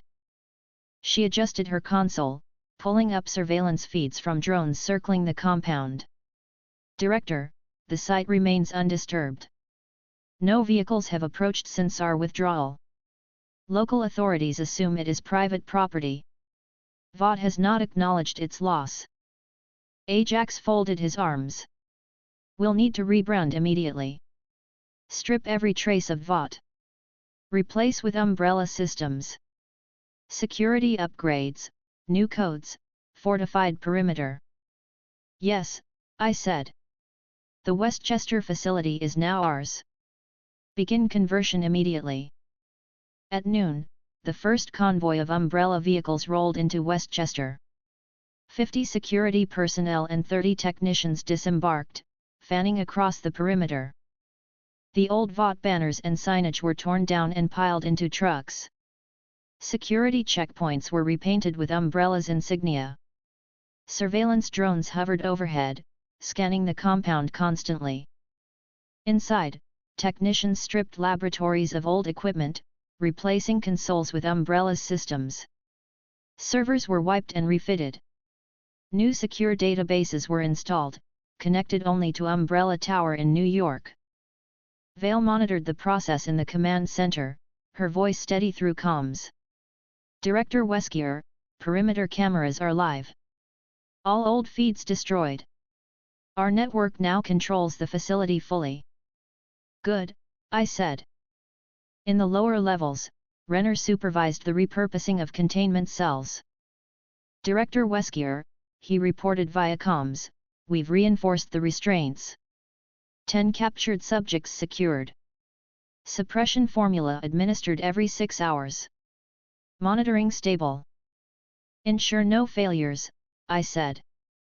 Yes, Director. Additional cells were cleaned and prepared for future captures. Scientists worked methodically, sealing leaks, reinforcing glass, recalibrating locks. Ajax oversaw exterior security. Guard towers were refitted with Umbrella's heavy weaponry. AR-17 rifles and anti-vehicle cannons replaced Vought's standard arms. Checkpoints were rebuilt with reinforced plating. He reported that evening, Director, 50 personnel now stationed permanently. Rotations scheduled. Patrols every hour. Facility perimeter secure. Double the patrols, I said. Yes, Director. By the second day, the facility no longer resembled Vought's. Umbrella's insignia hung over the main entrance. Vehicles painted in black and red lined the compound. Security moved with precision, saluting each officer who passed. Laboratories now hummed with Umbrella's equipment.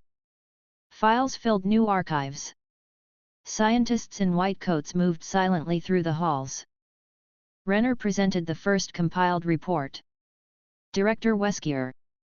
Conversion progress, 70% complete. Laboratories functional. Containment stable.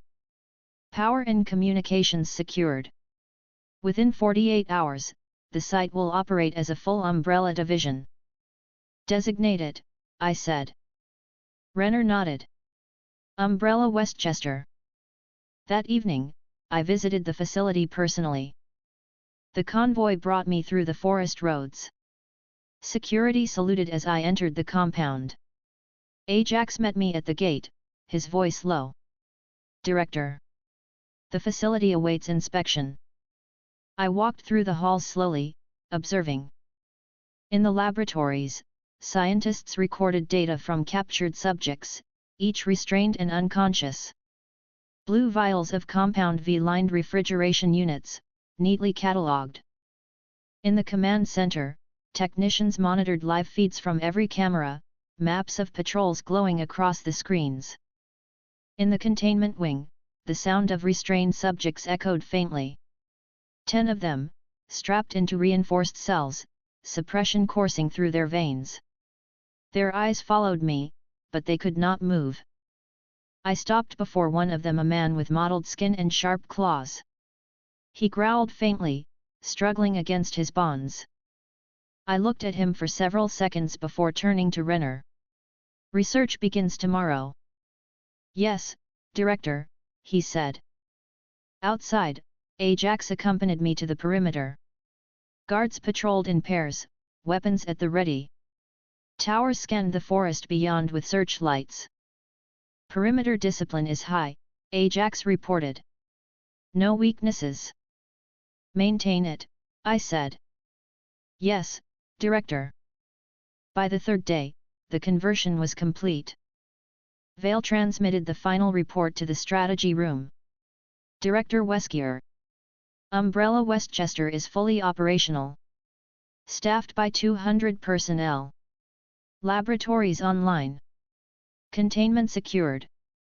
Security fortified. No external detection reported. Renner added, research capacity increased by 40%. With the specimens and data secured, we can accelerate our projects significantly. Ajax folded his arms. And if Vought comes looking? They will not find it, I said coldly. Not until it is too late. That night, Starlight contacted the secure channel. There are rumors in Vought Tower. Stillwell is nervous. She thinks one of the facilities has gone dark. She hasn't told Homelander yet. She doesn't want him to know she's losing control. I replied immediately. Monitor. Report the moment she tells him. Her reply came quickly. Understood. Back at Umbrella Tower, Renner entered the strategy room with a final data pad. Director Wesker. Westchester conversion has provided us with 3 key assets. 10 captured soup subjects, stable under suppression. Complete laboratory infrastructure, now producing compound V samples. Additional storage capacity for weapons and formula. He adjusted his glasses. Umbrella's strength has increased significantly. Good, I said. The system chimed softly. Mission complete, Umbrella expansion. Westchester facility converted fully into an Umbrella division. No B points awarded. Unlocked, regional infrastructure. Umbrella now controls multiple facilities, capable of simultaneous projects. Chapter 30, Subject Research. The conversion of Westchester was complete. The facility bore Umbrella's insignia now. Security patrolled its perimeter. Laboratories hummed with new systems. Containment was reinforced. The next phase began. The specimens were ready. I entered the lower wing of the facility at dawn. The air was colder here, the walls reinforced with steel plating. A series of reinforced cells lined the hallway. Each one held a subject restrained in mechanical locks, suppression coursing through their veins. 10 of them. Captured from Vought's hidden programs. Dr. Renner waited in the observation chamber, data pad in hand. Scientists stood behind glass, dressed in protective suits, their equipment calibrated. Director Wesker, Renner said, all 10 subjects remain stable. Suppression formula effective. Vitals monitored continuously. None have attempted escape since capture. Begin research, I said. The first subject was prepared. A man in his 20s, tall, with mottled skin and sharp claws protruding from his hands. He strained faintly against his restraints, but the suppressant left him weak. Renner gestured to the scientists. Subject 001. Mutation, dermal reinforcement and keratin extension. Vought classified him as unstable violent outbursts, no commercial potential. I stood at the glass, watching. Proceed. The scientists entered the chamber. One carried syringes. Another carried scanning equipment. They drew blood samples, recording notes on cellular composition. Monitors displayed data in real time, elevated protein density in keratin, abnormal cell regeneration, unstable energy patterns. Renner narrated calmly. Director Wesker, cells show accelerated regeneration, but unstable under suppression. Without suppressant, claws can extend to 30 centimeters. Durability above average, but control poor. Useful, I said. Catalog and continue. The second subject was brought forward. A woman in her 30s, pale, her arms unnaturally elongated. Restraints bound each limb separately. Her eyes moved rapidly, watching every motion. Renner spoke. Subject 002. Mutation, limb extension. Vought terminated commercial development due to grotesque appearance. Power functional but unstable. Demonstrate, I said. The scientists released the suppressant briefly. Her arms stretched instantly, whipping against the restraints with sharp cracks. The steel frame shook. The scientists re-administered suppressant, and her limbs retracted. Renner checked his datapad. Extension capability, 5 meters. Strength moderate. Precision low. Severe psychological instability. Not viable, I said. Catalog. Move to the next. The third subject was a child. 8 years old. Thin, frail, with glowing eyes that flickered faintly even under suppression. Redner's voice was lower. Subject 003. Mutation, concussive vocal blasts. Initial trials destroyed containment rooms. Too dangerous for civilian use. The scientists adjusted monitors. One held a decibel meter. Another calibrated restraints. Suppression was lowered by 20%. The child opened his mouth, releasing a scream. A wave of concussive force slammed against the reinforced glass. The chamber shook violently. The scientists increased suppressant, and the effect ceased instantly. Renner scrolled through his datapad. Output measured at 180 decibels. Enough to rupture eardrums and fracture bone at close range. Potential as a weapon. Retain, I said. Subject useful for study. One by one, the others were tested. Subject 004, male, mid-40s. Pyrokinetic, but flames unstable, erupting without control. Burned his own body repeatedly. Catalogued and suppressed. Subject 005, female, early 20s. Skin translucent, organs visible. Ability, invisibility partial, inconsistent. Catalogued. Subject 006, male, 30. Muscular hypertrophy, extreme strength. Brain damage from repeated seizures. Catalogued. Subject 007, female, late teens. Generated static electrical fields.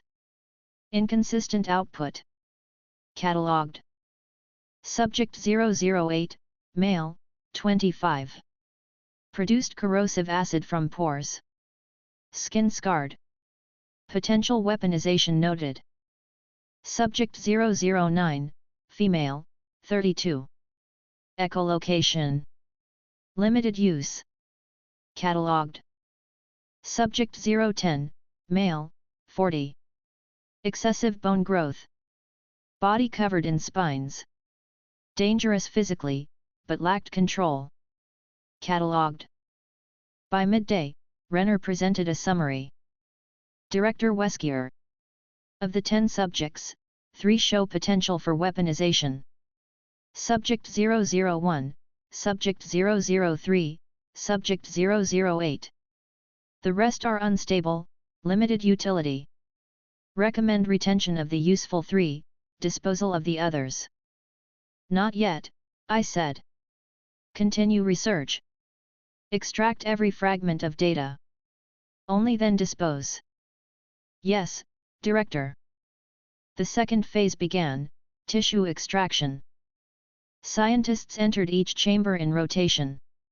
Samples were taken: blood, skin, bone, and neural tissue. Each was catalogued carefully, sealed into sterile containers, and transferred to the laboratories upstairs. In the labs, microscopes and scanners hummed. Cellular mutations were analyzed in real time.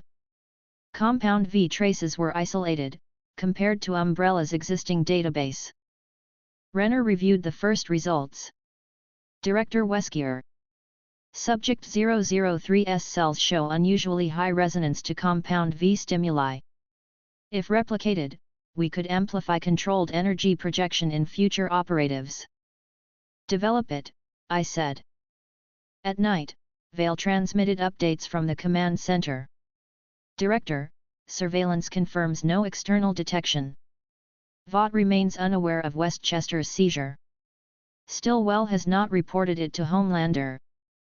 Good, I said. The next morning, trials resumed. The 3 useful subjects were tested further. Subject 001's claws were measured against reinforced steel. He sliced through 4 centimeters before dulling. Catalogued for weapon research. Subject 003's concussive scream was recorded against multiple targets: reinforced glass, concrete, steel plating. Each shattered under a strain. Catalogued for sonic research. Subject 008's acid was secreted onto metal plates. The surface corroded within 30 seconds. Catalogued for chemical weaponization. Renner presented the updated analysis. Director Wesker. With refinement, these traits can be extracted and potentially replicated. Our laboratories could integrate them into new Umbrella operatives. Begin immediately, I said. By the 3rd day, data filled Umbrella's archives. Charts of cellular mutation. Graphs of compound V instability. Recorded footage of each test. Every detail stored securely in Umbrella's network. Renner summarized. Director Wesker. Subject research has advanced our understanding of compound V mutations by 30%. We can now begin controlled replication trials using extracted samples. Proceed, I said. Yes, Director. That evening, Starlight contacted the secure channel. Rumors are spreading inside Vought. Some executives are saying entire projects have gone dark. Stillwell keeps denying it. Homelander doesn't believe her. He's watching her constantly now. I replied, continue to monitor. Report if he prepares to act. Her reply came quickly. Understood. By the 4th day, Subject 002 attempted to resist. Her elongated limbs struck violently against her restraints, bending steel. Security responded instantly, rifles raised, refractors activated. The suppression dose was doubled. She collapsed, motionless. Renner reported. Director Wesker, Subject 002's instability is escalating. Recommend termination. Not yet, I said. Yes, Director. The following morning, the first replication trials began. Samples from Subject 003's cells were injected into controlled test tissue. The cells resonated faintly, attempting to replicate concussive output. Within an hour, the tissue destabilized and disintegrated. Renner noted, early attempts unstable. More refinement required. Continue, I said. By the end of the week, Umbrella scientists had catalogued thousands of data points. Every subject was documented fully. 3 remained under continued study. 7 were deemed failures, but preserved until final disposal. Renner presented the week's summary in the strategy room. Director Wesker. Subject research phase I complete. 3 viable specimens identified. Data integrated into Umbrella's Compound V program. Research capacity increased by 50%. Recommendations: continue refinement, replicate abilities, begin disposal of failed subjects. Ajax added, security remains tight. No escapes. No breaches. Facility stable. Veil confirmed, no detection externally. Vought remains unaware. Good, I said.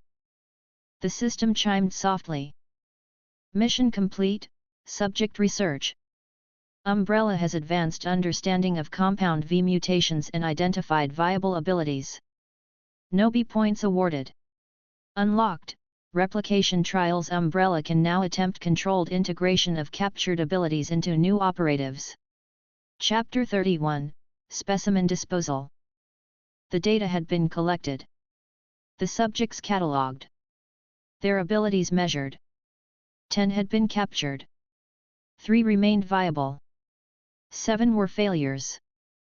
Failures had no value. I stood in the lower containment wing of Westchester. The reinforced corridor stretched out before me, cells aligned on both sides. Inside, the unstable subjects stirred weakly against their restraints. Suppression formula pulsed through their systems. Dr. Renner walked at my side, day-top hat in hand. Ajax followed close behind, 2 Umbrella security operatives flanking us. Director Wesker, Renner began, the unstable 7 have been catalogued completely. All tissue samples extracted. All cellular data preserved. Continued containment requires significant resources. Disposal is now the most efficient option. Yes, I said. Renner adjusted his glasses. Methods of disposal vary. Direct execution, chemical incineration, or dissection during termination. Your directive. Begin with dissection, I said. Maximize data during termination. Afterward, incineration.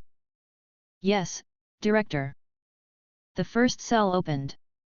Subject 002 was restrained to the steel frame, her arms elongated unnaturally. Even under suppression, her eyes darted rapidly, filled with uncontrolled hostility. Renner narrated clinically. Subject 002. Limb extension up to 5 meters. Precision poor. Strength moderate. Psychological instability extreme. No further viability. 2 scientists entered in protective suits. They wheeled in dissection equipment, clamps, and a tray of sterilized instruments. Proceed, I said. The suppressant was reduced by 20%. Her limbs whipped instantly, striking against restraints with loud cracks. Scientists secured clamps over each limb, tightening until movement ceased. One drew blood samples directly from her heart as monitors tracked her vitals. Another sliced into her extended arm, extracting cross-sections of tendon and bone. Renner recorded calmly. Tissue density abnormal. Keratin reinforced, but unstable. Cells degrade rapidly once outside the body. The suppressant was increased again. She sagged in her restraints, breathing heavily. Ajax turned slightly. Terminate. Yes, I said. An operative raised his AR-17 rifle. 1 round fired cleanly into her skull. Her body collapsed instantly, restraints holding her upright. Renner marked the day-top hat. Subject 002 terminated. Body prepared for incineration. The next cell opened. Subject 004. A man in his 40s, body scarred from repeated burns. Pyrokinetic. Renner reported. Subject 004. Ability, flame generation. Instability extreme. Burn self repeatedly. Not viable. Scientists approached carefully. Suppression was reduced slightly. His hands ignited instantly, flames erupting in short bursts. Heat sensors spiked. Scientists directed refractors toward him, dispersing the bursts harmlessly. Blood samples were drawn quickly. Tissue scraped from burned flesh. The suppressant increased. Flames vanished. Renner noted, energy output irregular. Temperature spikes high but unsustainable. Self-destructive. No weaponization potential. I raised a hand slightly. Terminate. The rifle fired. His head snapped back. Flames flickered once, then died permanently. The third subject was a translucent-skinned woman, subject 005. Her body flickered faintly, shifting between visibility and invisibility. Renner explained. Subject 005. Partial invisibility. Inconsistent. Cells unstable. Not viable. Scientists prepared scanning equipment. Suppression reduced. Her skin flickered, organs visible, then faded partially. Monitors recorded cellular resonance with light. Renner dictated. Refraction incomplete. Cells fail to bend light fully. Internal organs remain visible. Severe instability. Terminate, I said. The rifle discharged. Her body slumped. Transparency flickered once, then faded entirely. The fourth subject was subject 006. A heavily muscled man, brain damaged, eyes unfocused. Renner reported. Subject 006. Muscular hypertrophy. Strength extreme. Neural degradation severe. Seizures constant. Not viable. Suppression lowered slightly. He roared weakly, muscles swelling against restraints. Scientists recorded output. Strength exceeded Richter's baseline, but control absent. He collapsed after 15 seconds, spasms shaking his frame. Renner wrote. Output high. Control non-existent. Lethal to self. Unsustainable. Terminate, I said. The rifle fired. His body went still instantly. The fifth subject was subject 007. A young woman, static sparks flickering faintly along her skin even under suppression. Renner noted. Subject 007. Ability, electrical fields. Output inconsistent. Energy disperses rapidly. Not viable. Suppression lowered. Sparks intensified, jumping across her restraints. Refractors dispersed them harmlessly. Scientists attached electrodes to her arms, recording fluctuations. Renner dictated. Voltage below lethal.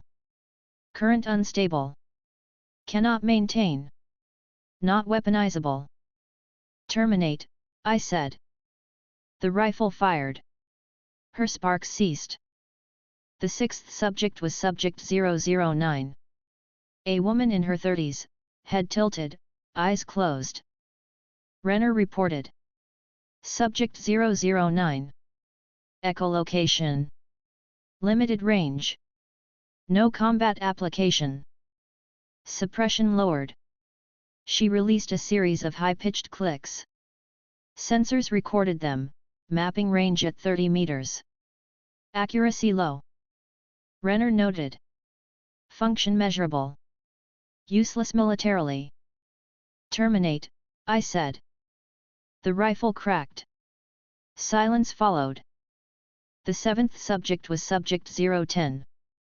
Male, body covered in protruding bone spines.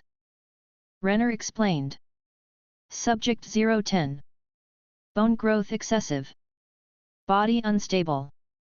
Limited control. Dangerous physically, but unpredictable. Not viable. Suppression reduced slightly. Spines jutted outward violently, clattering against restraints. Scientists recorded density. Renner dictated. Bone density high. Growth uncontrollable. Mobility impaired. Unsustainable. Terminate, I said. The rifle fired. His spines fell limp. By mid-afternoon, all 7 unstable subjects were dead. Their bodies were transferred to the incineration chamber. Security operatives stood guard as scientists wheeled them in one by one. Flames consumed each body until nothing remained but ash. The ash was collected, sealed in sterile containers, and catalogued as final remains. Renner presented the datapad summary. Director Wesker. 7 subjects terminated. All data extracted. Remains incinerated. Records secured.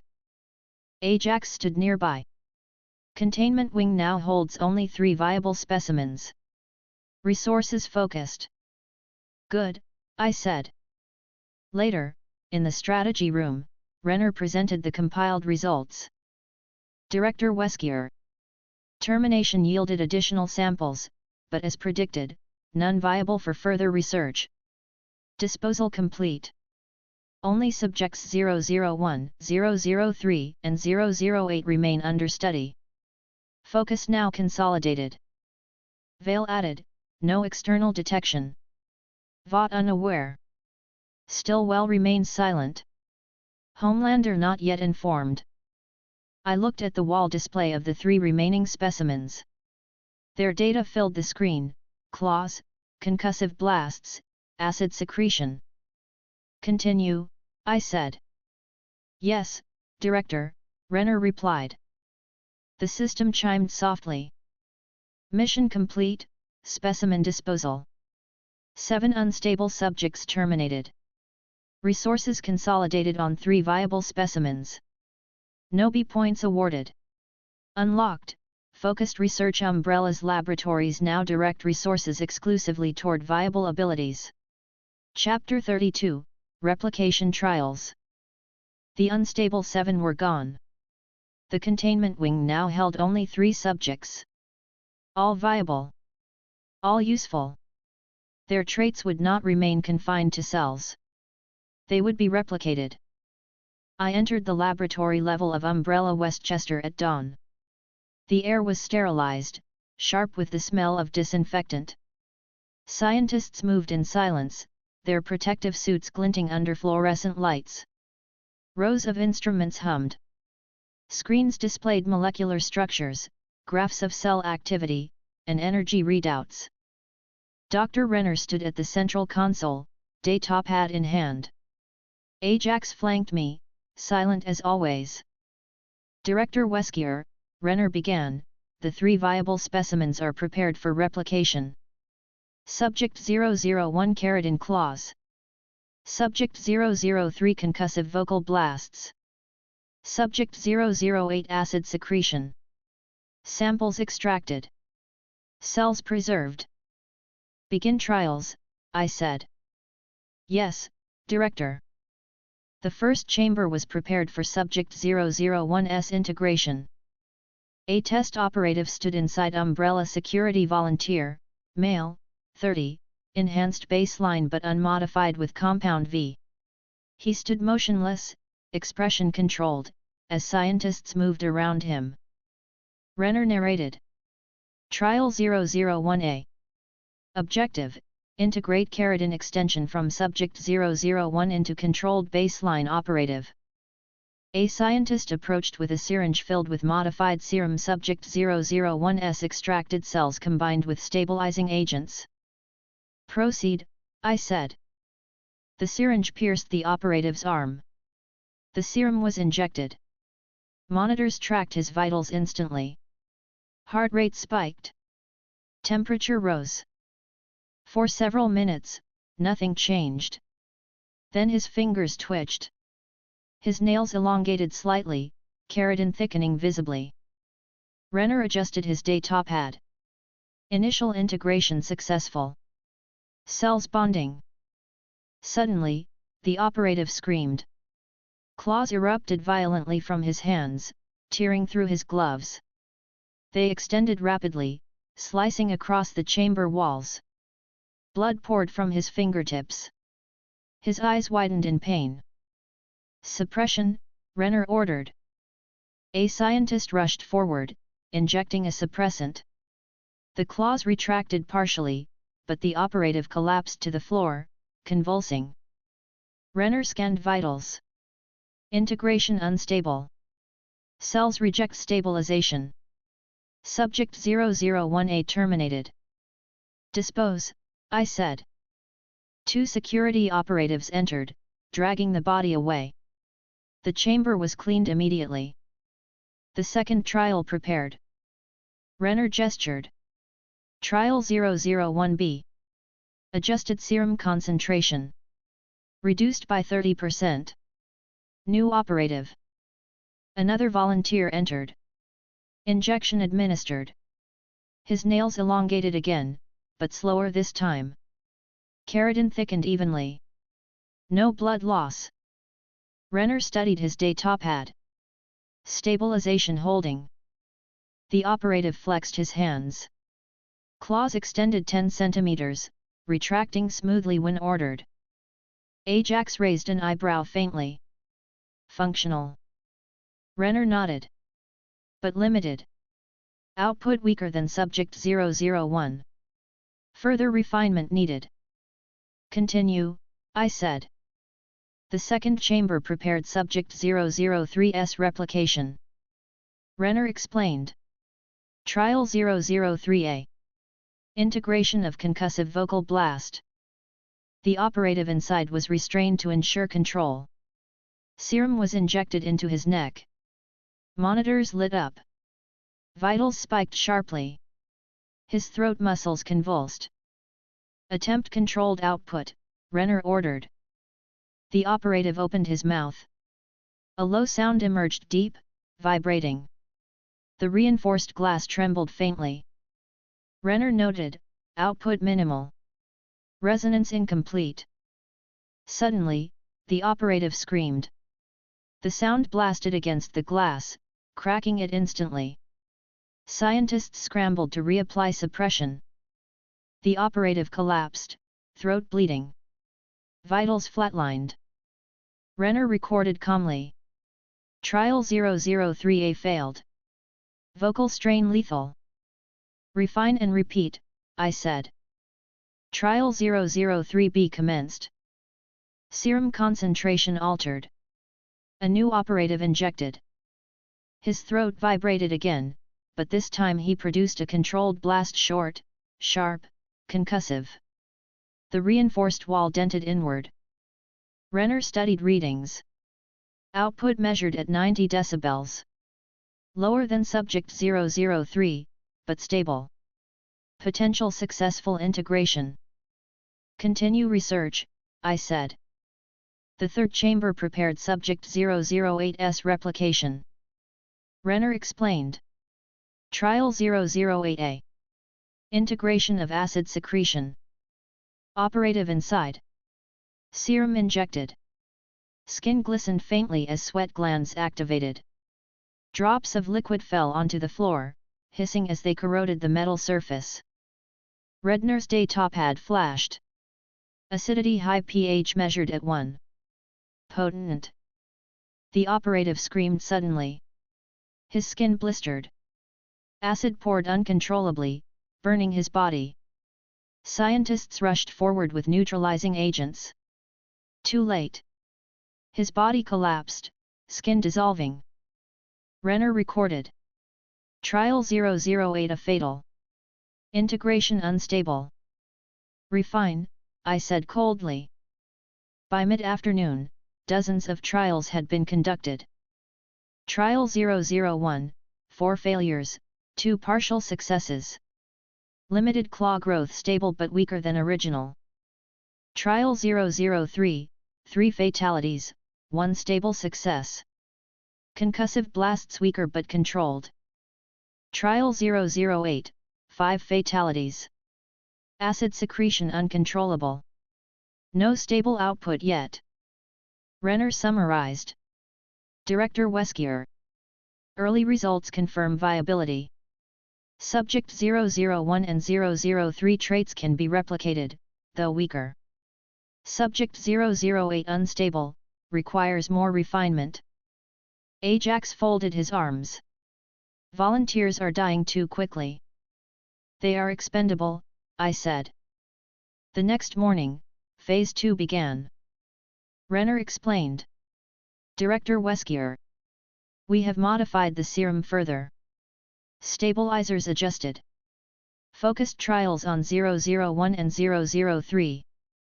Trial 001C, operative developed claws extending 15 cm.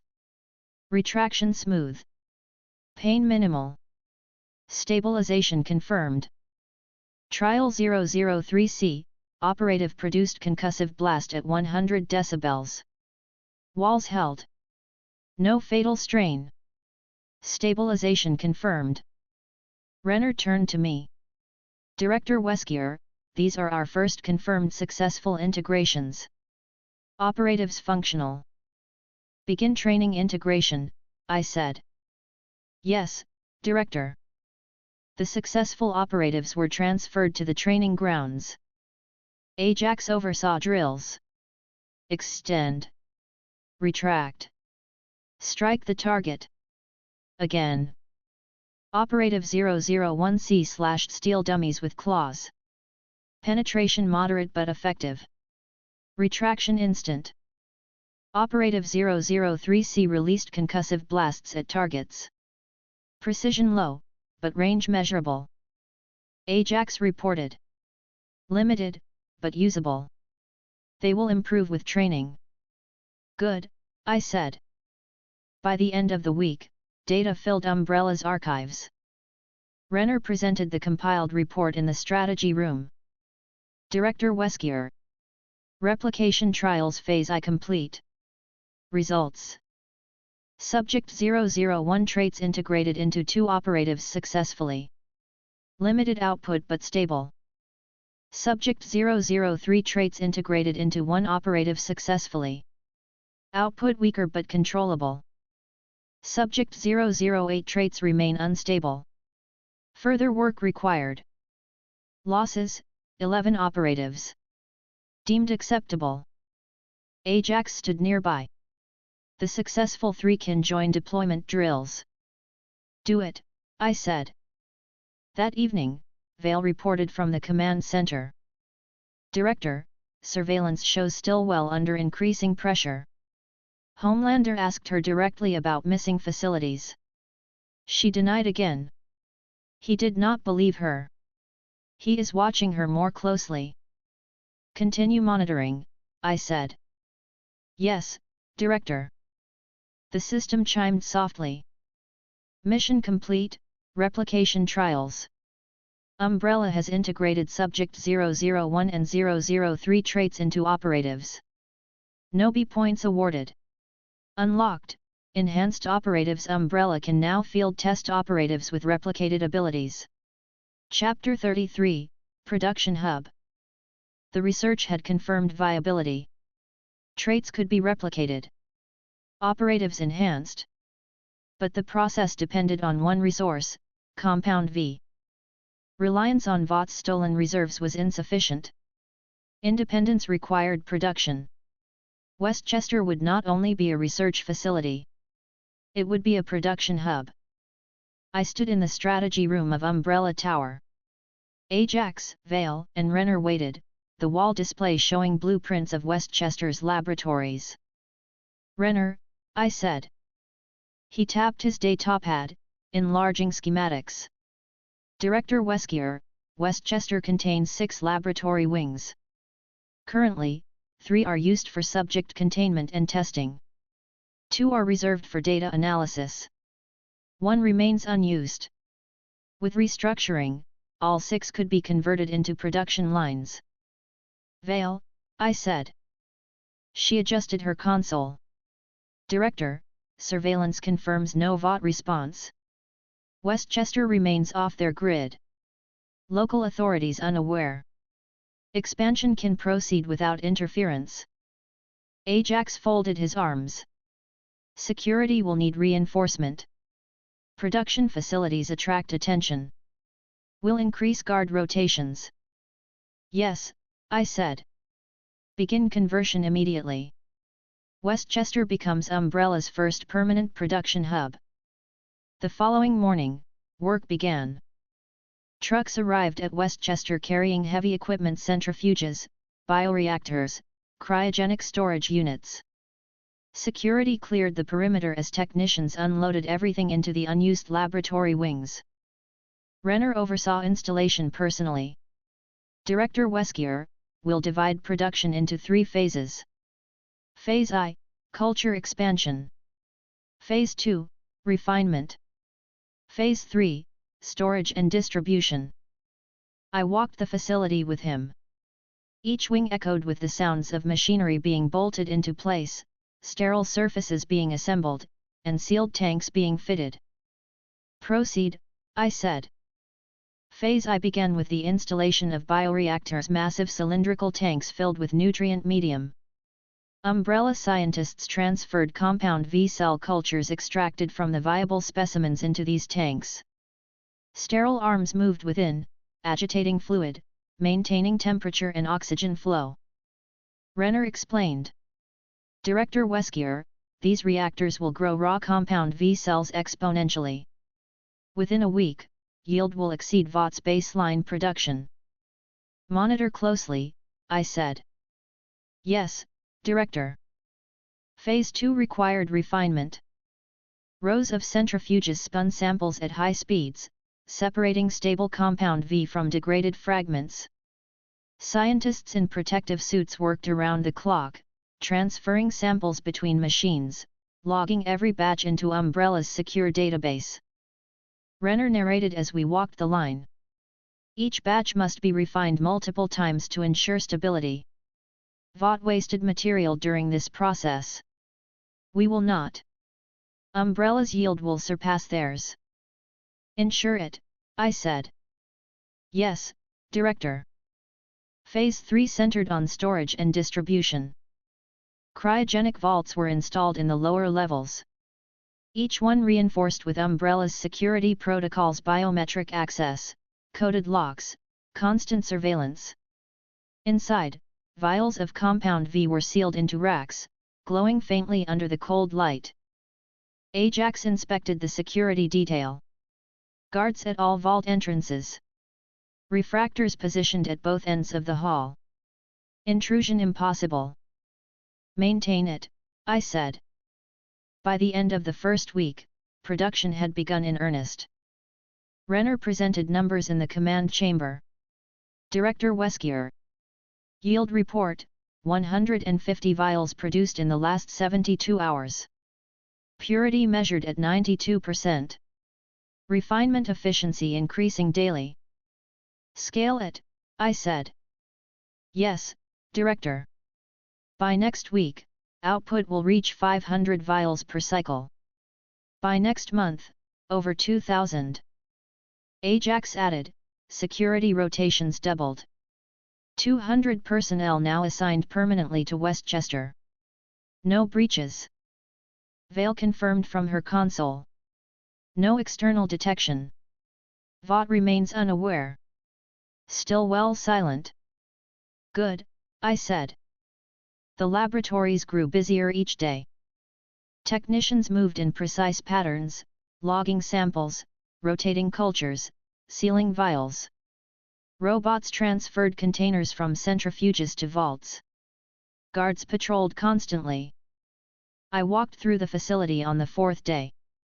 The sound of centrifuges echoed in rhythmic cycles. Monitors displayed chemical structures, purity percentages, and yield graphs. Scientists worked without pause, eyes fixed on screens, hands moving steadily across consoles. Renner walked beside me. Director Wesker, production is stable. No contamination detected. Vaults 30% full already. Expand capacity, I said. Yes, Director. Additional vaults being installed tomorrow. By the end of the second week, Westchester was unrecognizable from its original form. Every wing functioned as a production line. Bioreactors bubbled constantly, feeding cultures. Centrifuges spun without rest. Vaults filled steadily, shelves lined with blue vials stacked in perfect order. Redner's report detailed the progress. Director Wesker. Output now 500 vials every 48 hours. Efficiency 94%. Projections show Umbrella will surpass Vought's monthly production within 3 weeks. Accelerate further, I said. Yes, Director. Additional reactors arriving. Ajax monitored security closely. Patrols increased to 300 personnel, each equipped with AR-17 rifles. Guard towers doubled their watch rotations. Drones circled overhead constantly. He reported, "Director, no external interference. Perimeter absolute. Any approach would be eliminated instantly." "Maintain vigilance," I said. "Yes, Director." In the lower levels, Renner supervised quality control. Samples from each batch were injected into controlled test tissue, then into low-grade animal subjects. Results consistent. Mutation stable. Renner noted calmly, "Director Wesker, Umbrella's compound V not only matches Vought's, it exceeds it. Purity levels higher, stability longer. With this, we can expand indefinitely." "Expand?" I said. "Yes, Director." By the third week, the first distribution trials began. Convoys of Umbrella vehicles departed Westchester carrying secure cases of Compound V. The shipments were routed to Umbrella Tower in New York, then dispersed to secondary sites in New Jersey and Pennsylvania. Vail monitored the routes. "Director Wesker, all shipments secure. No detection. Umbrella now has multiple stockpiles distributed across the Northeast." "Good," I said. That evening, Starlight contacted the secure channel. "Rumors spreading again. Vought executives are nervous. They think someone else is producing Compound V. Stillwell denies it, but Homelander doesn't believe her. He told her if she's lying, he'll find out." I replied immediately. "Continue observation. Report if he acts." Her response was quick. "Understood." By the end of the month, Westchester's vaults were nearly full. Thousands of vials stacked in silent rows. The facility was no longer a captured Vought site. It was Umbrella's first hub of production. Independent. Controlled. Secure. Renner presented the final monthly report. "Director Wesker. Current yield, 4,200 vials. Projections indicate we will surpass 10,000 within 2 months. Umbrella is now fully independent from Vought's supply." Ajax added, "Security absolute. Perimeter unbreached." Vail confirmed, "No detection. Vought remains unaware. But their suspicion is growing." "Let them suspect," I said. The system chimed softly. Mission complete, Umbrella Production Hub. Westchester fully converted into Compound V production line. No B points awarded. Unlocked, resource independence. Umbrella is no longer reliant on external supplies of Compound V. Chapter 34, Enhanced Operative Deployment. The replication trials had proven viability. 2 operatives now carried traits from the captured specimens. Their abilities were stable, though weaker than the originals. Now they would be tested in the field. Controlled conditions. Real targets. Full evaluation. I convened Ajax, Vail, and Renner in the strategy room. The wall display illuminated with profiles of the enhanced operatives. Renner began. "Director Wesker. Operative A01. Integration of Subject 001. Keratin extension. Claws extending up to 15 centimeters. Retraction smooth. Strength moderate. Stable." The display shifted. Operative A02. Integration of Subject 003. Concussive vocal blasts. Output measured at 95 decibels. Range limited but controlled. Stable. Ajax folded his arms. "Both have completed training drills. Functional. Ready for deployment." "Targets," I said. Vail tapped her console. "Director, surveillance identified a Vought logistics convoy scheduled for transport tonight. Compound V shipments disguised as medical supplies. Destination, a safe house in New Jersey. Escort includes 6 armed guards. No soups. Perfect, Ajax muttered. Yes, I said. Deploy both operatives. Eliminate convoy. Secure shipment. Record every action. Renner nodded. Data will be invaluable. Proceed, I said. That evening, the deployment began. In the hangar, operatives A01 and A02 stood in full umbrella gear. A01 flexed his hands, claws extending briefly before retracting. A02 adjusted his helmet, throat muscles faintly vibrating. Ajax briefed them coldly. Convoy en route. 6 guards, 2 vehicles. Your mission, eliminate resistance. Secure cargo. No witnesses. Extraction in 20 minutes. Both operatives nodded. I stood watching from the observation deck. My voice carried evenly. This is your first mission. You will succeed. Yes, Director, both said in unison. The convoy rolled down a dark highway outside Newark. 2 trucks marked with medical logos, 6 guards inside SUVs at front and rear. Umbrella's van trailed them from a distance.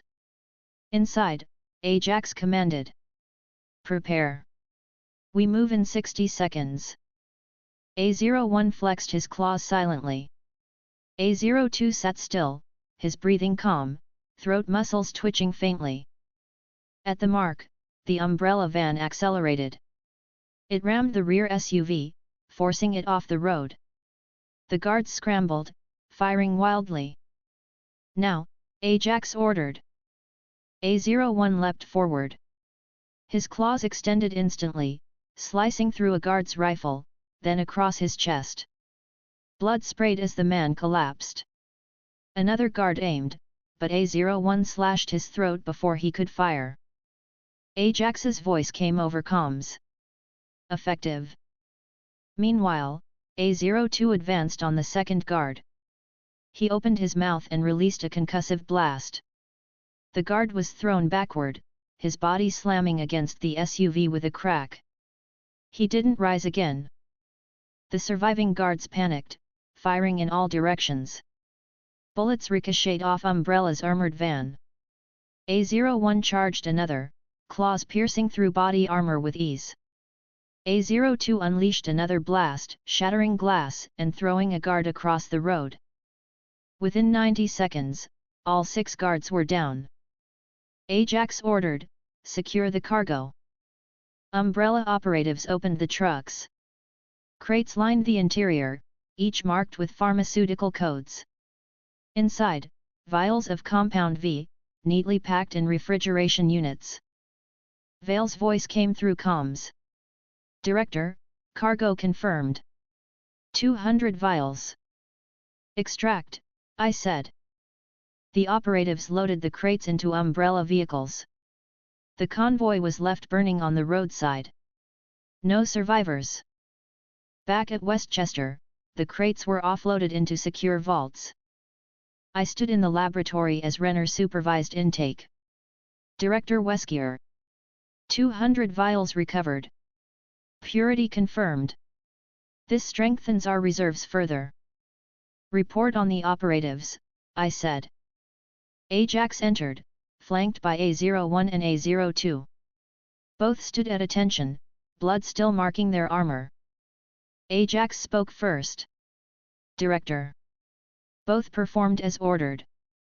A01 effective in close quarters. Claws penetrated armor. A02 effective in ranged output. Blasts incapacitated multiple targets. Minimal strain on both. Renner added, vitals stable. No rejection of traits. No psychological deterioration observed. Good, I said. They will deploy again. 2 days later, a second mission was prepared.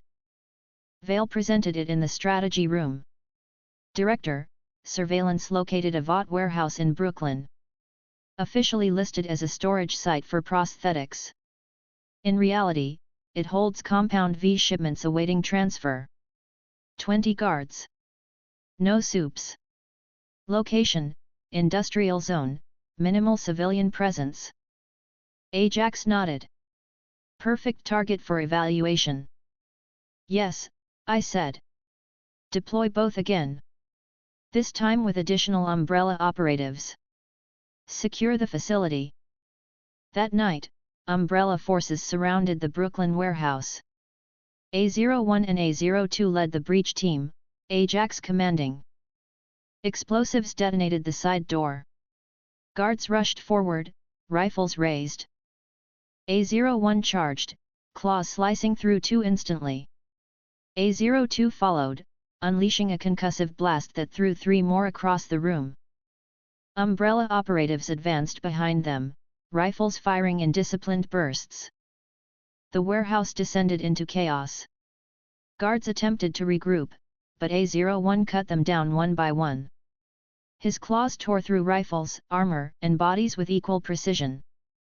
A-02 stood at the center, releasing controlled blasts at clustered enemies, scattering them against walls and crates.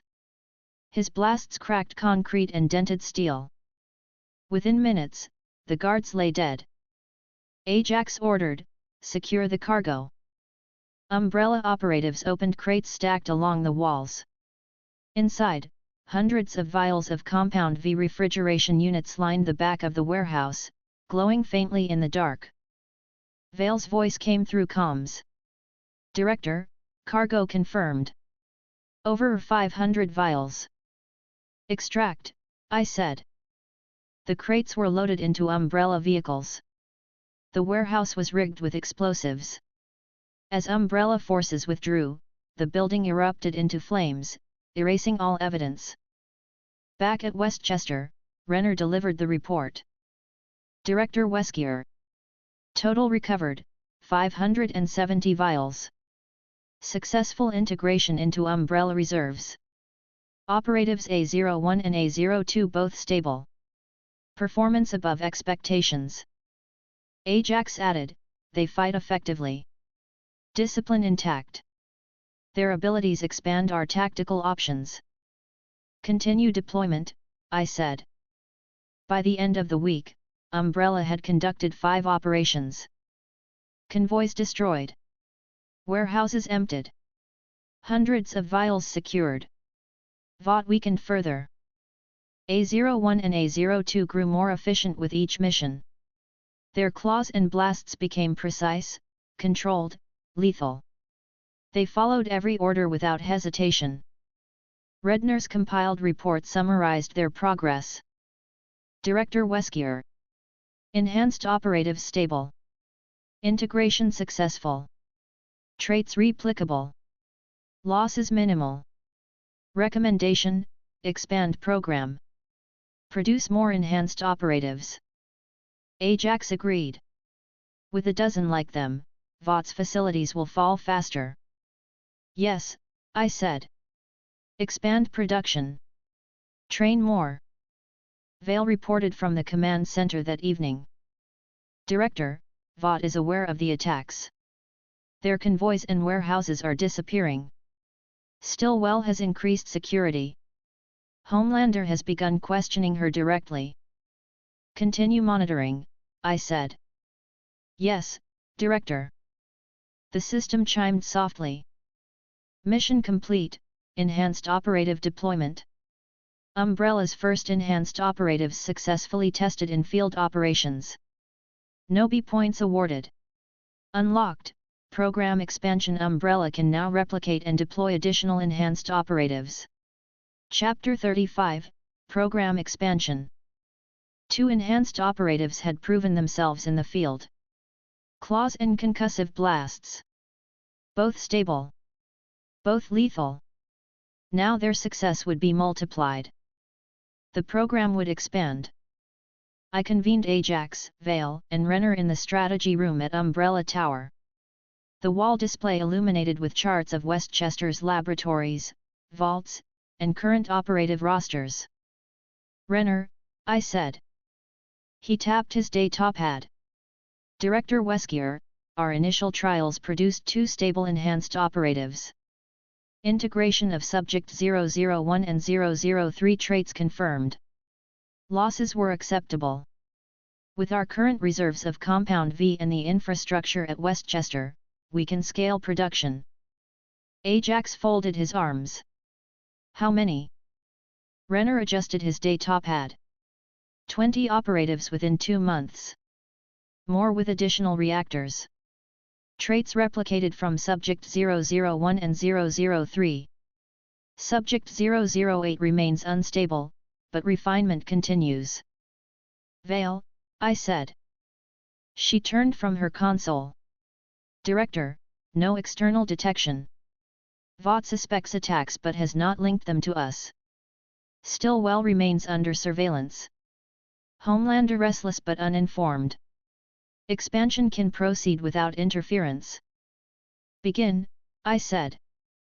At Westchester, the laboratories were restructured.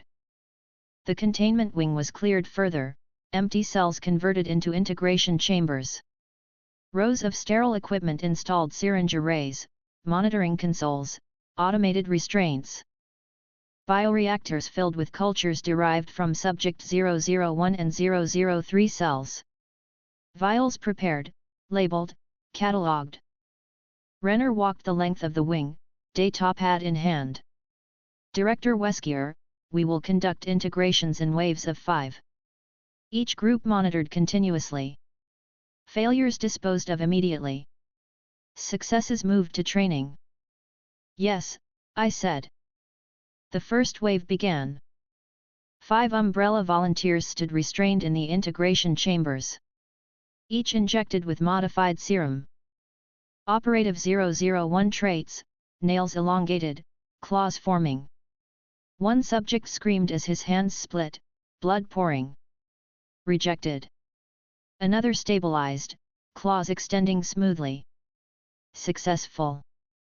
Operative 003 traits, throats vibrated, faint concussive blasts emitted. 2 collapsed in fatal hemorrhages. 1 stabilized, producing a controlled blast against reinforced glass. Renner noted. First wave, 2 successes. 3 failures. Dispose, I said. The bodies were removed immediately. The second wave proceeded. 5 more subjects. 3 stabilized. 2 failed violently, 1 dissolving under unstable integration. Renner updated his data pad. Second wave, 3 successes. 2 failures. Ajax muttered, consistent pattern. 1/3 fatal. Acceptable, I said. By the end of the first week, 5 successful enhanced operatives stood ready. Each stable, controlled, their abilities replicating the originals. Renner presented the summary. Director Wesker. Total integrated, 15. Failures, 10. Successes, 5. Program stable. Ajax inspected the new operatives during drills. They fight well. Controlled. Abilities precise. With training, they'll rival the first 2. Train them, I said. The training grounds at Westchester were reconfigured. Steel dummies, reinforced walls, and combat arenas prepared. Ajax commanded the new operatives. Claws strike targets. 3 operatives with Subject 001 traits slashed through reinforced steel dummies, claws cutting deep grooves. Retraction smooth, no hesitation. Blasts fire. 2 operatives with Subject 003 traits unleashed controlled concussive blasts. Targets shattered. Range 20 meters. Precision improving.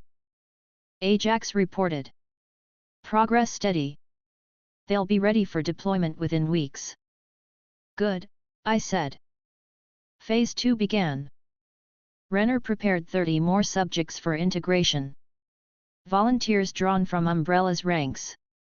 Each prepared, restrained, injected in groups. Failures continued. Roughly half perished violently, claws erupting uncontrollably, throats collapsing under strain. But others stabilized. By the end of the second week, Umbrella had produced 10 additional enhanced operatives. Renner presented the data. Director Wesker. Total enhanced operatives now, 15. Mortality remains at 45%. Traits stable among survivors. Ajax observed their drills. 15 enhanced, Director. Already enough for a strike team. Expand further, I said. By the end of the first month, the program had produced 28 enhanced operatives. 17 with Subject 001 traits claws extending smoothly, moderate strength. 11 with Subject 003 traits concussive blasts, range limited but stable. Failures totaled over 30. All disposed of. Renner presented the monthly summary in the strategy room. Director Wesker. Current total, 28 enhanced operatives. Integration stable among all survivors. Abilities functional. Mortality rate 48%. Resources sustainable. With Westchester's current yield, we can maintain production indefinitely. Ajax folded his arms. 28. Enough for multiple teams. With standard operatives in support, they'll cut through any facility Vought has left. Train them further, I said. The enhanced operatives were organized into squads of 5, each squad balanced between claws and blasts. They drilled daily under Ajax's command, supported by standard umbrella operatives. Drills simulated convoy attacks, warehouse breaches, and facility assaults. The enhanced operatives demonstrated precision and discipline. Claws cut through armor and reinforced plating. Blasts cleared rooms and shattered obstacles.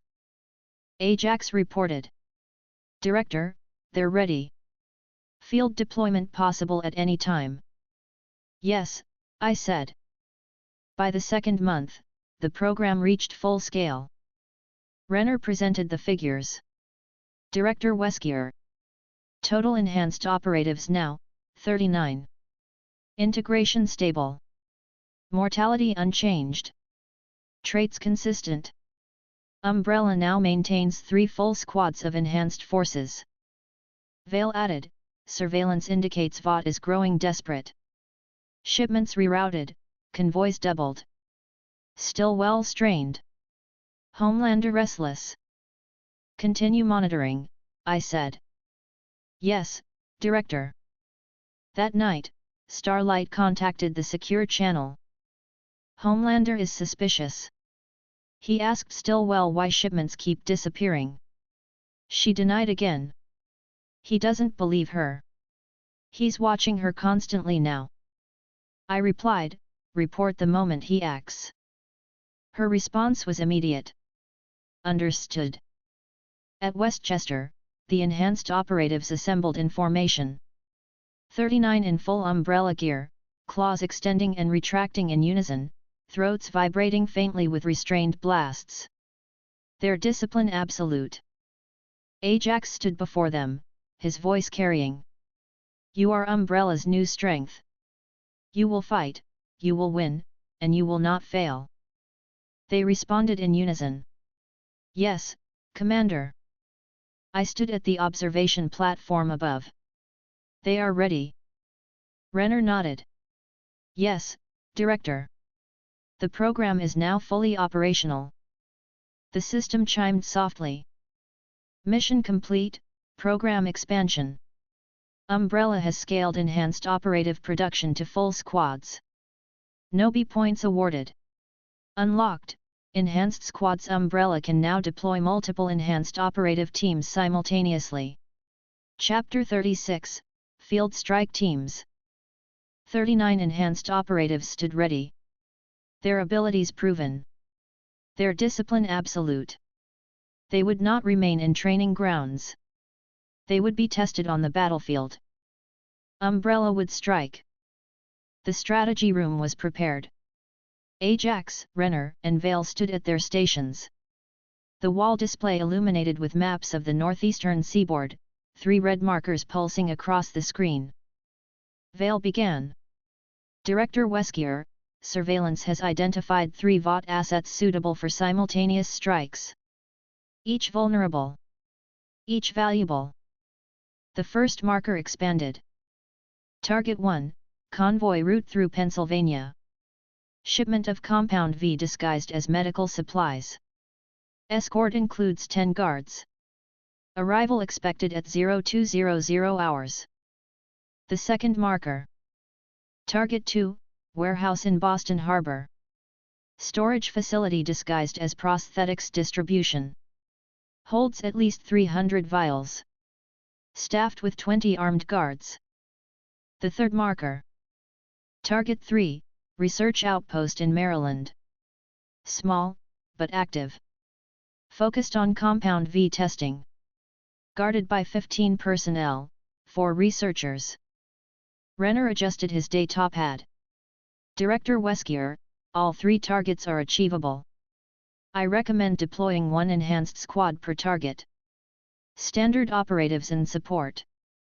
Results will provide comprehensive evaluation of our squads. Ajax folded his arms. 3 teams. Coordinated assault. Strike hard, extract cargo, erase evidence. Yes, I said. Deploy. Preparations began at once. At Westchester, the enhanced squads assembled. 39 operatives divided into 3 units of 13, each balanced between claws and blasts. Ajax addressed them coldly. 3 missions. 3 targets. You will strike simultaneously. Operatives with claws frontline assault. Operatives with blasts suppression and ranged control. Standard operatives and support. No witnesses. No survivors. The squads responded in unison. Yes, Commander. From the observation deck, I spoke. You will not fail. Understood, Director, they answered. The first convoy departed Westchester, carrying Squad Alpha toward Pennsylvania. Inside, claws flexed, glinting faintly under the dim lights. Throats hummed quietly, resonating with restrained blasts.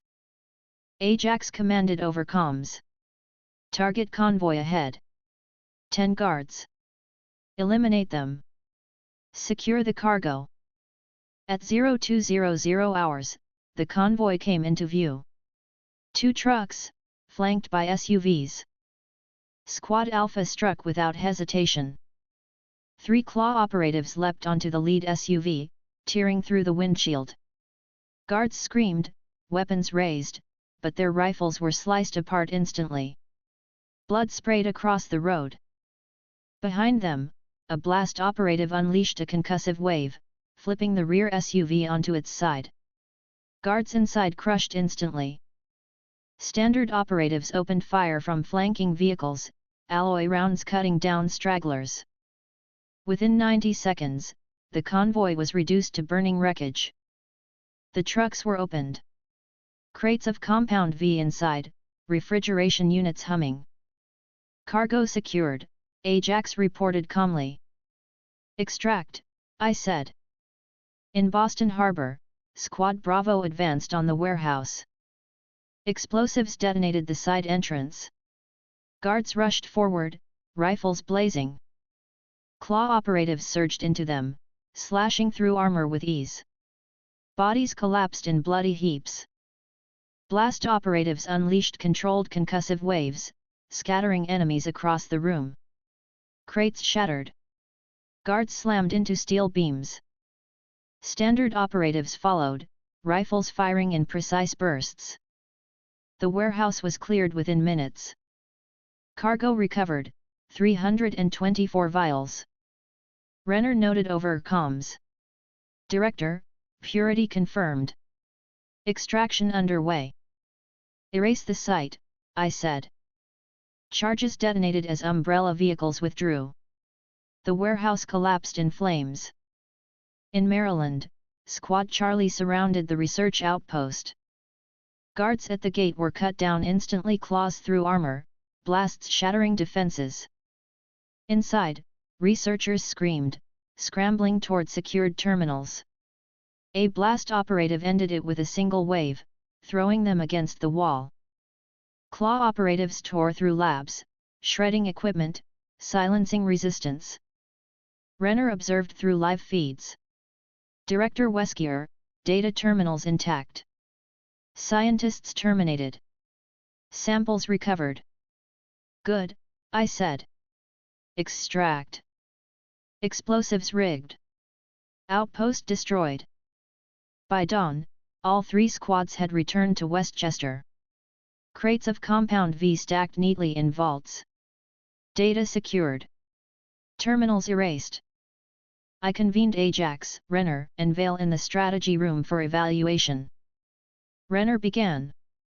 Director Wesker. Results. Target 1, Pennsylvania Convoy. Cargo secured, 200 vials. 10 guards terminated. Target 2, Boston Harbor Warehouse. Cargo secured, 324 vials. 20 guards terminated. Target 3, Maryland Outpost. Cargo secured, 60 vials. 4 researchers terminated. Data extracted. Total recovered, 584 vials. 3 sites destroyed. Ajax folded his arms. Operatives performed without flaw. Squads effective. Losses, none. Vale added, surveillance confirms Vought is aware of the losses. Stillwell called an emergency meeting at Vought Tower. Homelander not yet informed of details. Monitor, I said. Yes, Director, Vale replied.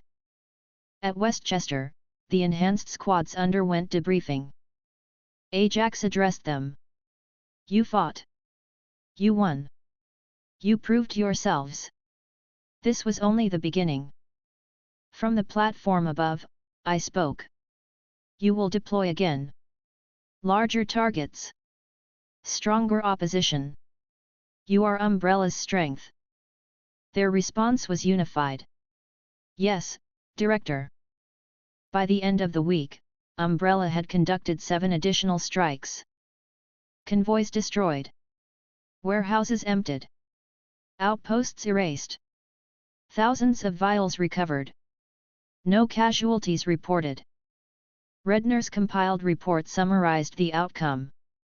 Director Wesker. Enhanced squads fully operational.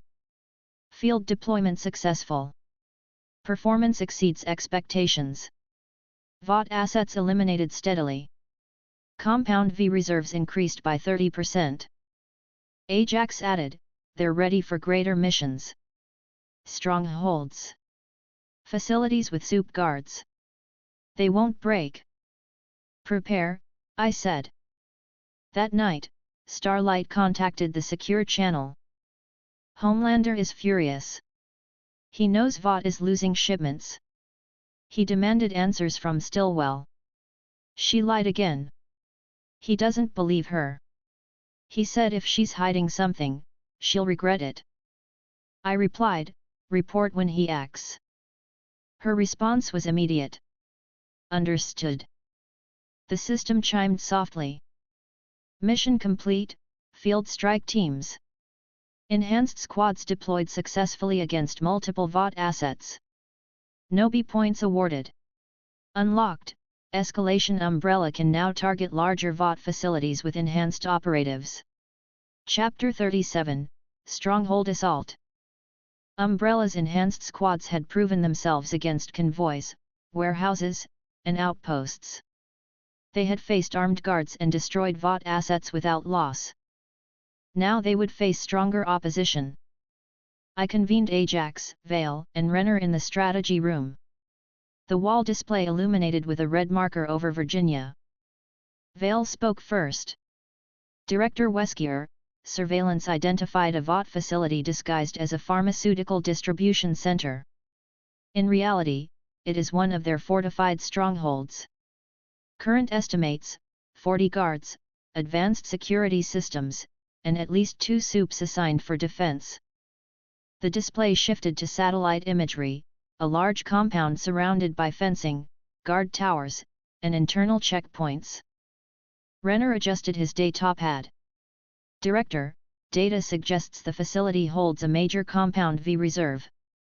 Possibly over 2,000 vials. Its destruction would cripple Vought's supply lines in the region. Ajax folded his arms.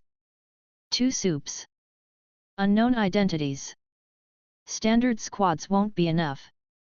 Enhanced squads will strike, I said. Preparations began immediately.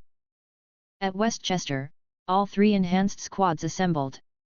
39 operatives stood in formation, claws extending and retracting in unison, throats vibrating faintly as they prepared their blasts.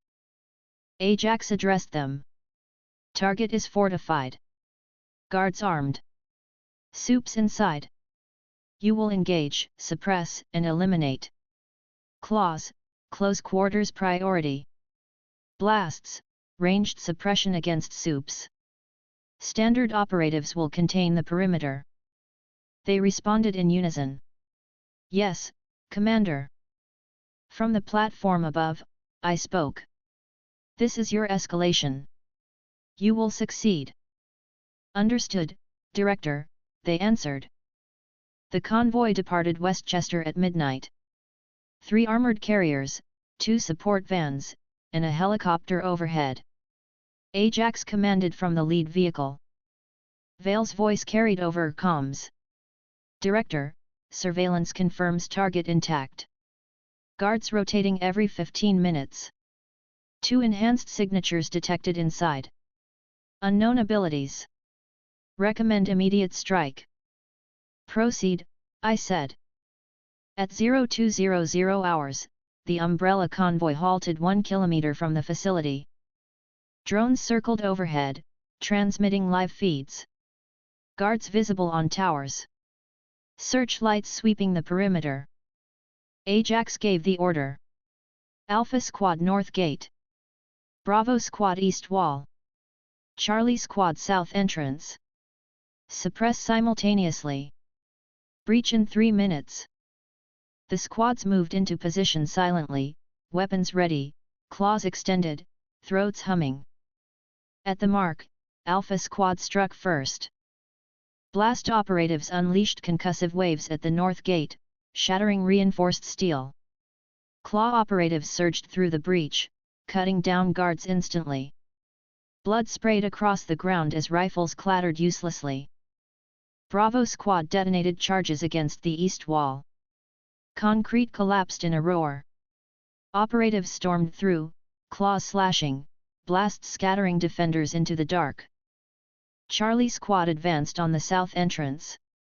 Guards raised alarms, but concussive blasts silenced them, their bodies thrown against walls. Claw operatives finished the survivors, blades slicing cleanly through armor. Inside the compound, chaos erupted. Guards scrambled to regroup. Sirens blared. Floodlights lit the yard. Vale reported over comms. Director Wesker, 2 enhanced signatures moving. Soups responding. Engage, I said. The first soup appeared in the courtyard. Male, tall, armored suit, glowing hands sparking with energy. He raised his arms and unleashed a wave of electricity, frying several Umbrella drones instantly. Guards cheered. Ajax barked orders. Blast operatives suppress him. 3 concussive blasts struck the soup in rapid succession. He staggered, electricity flickering wildly.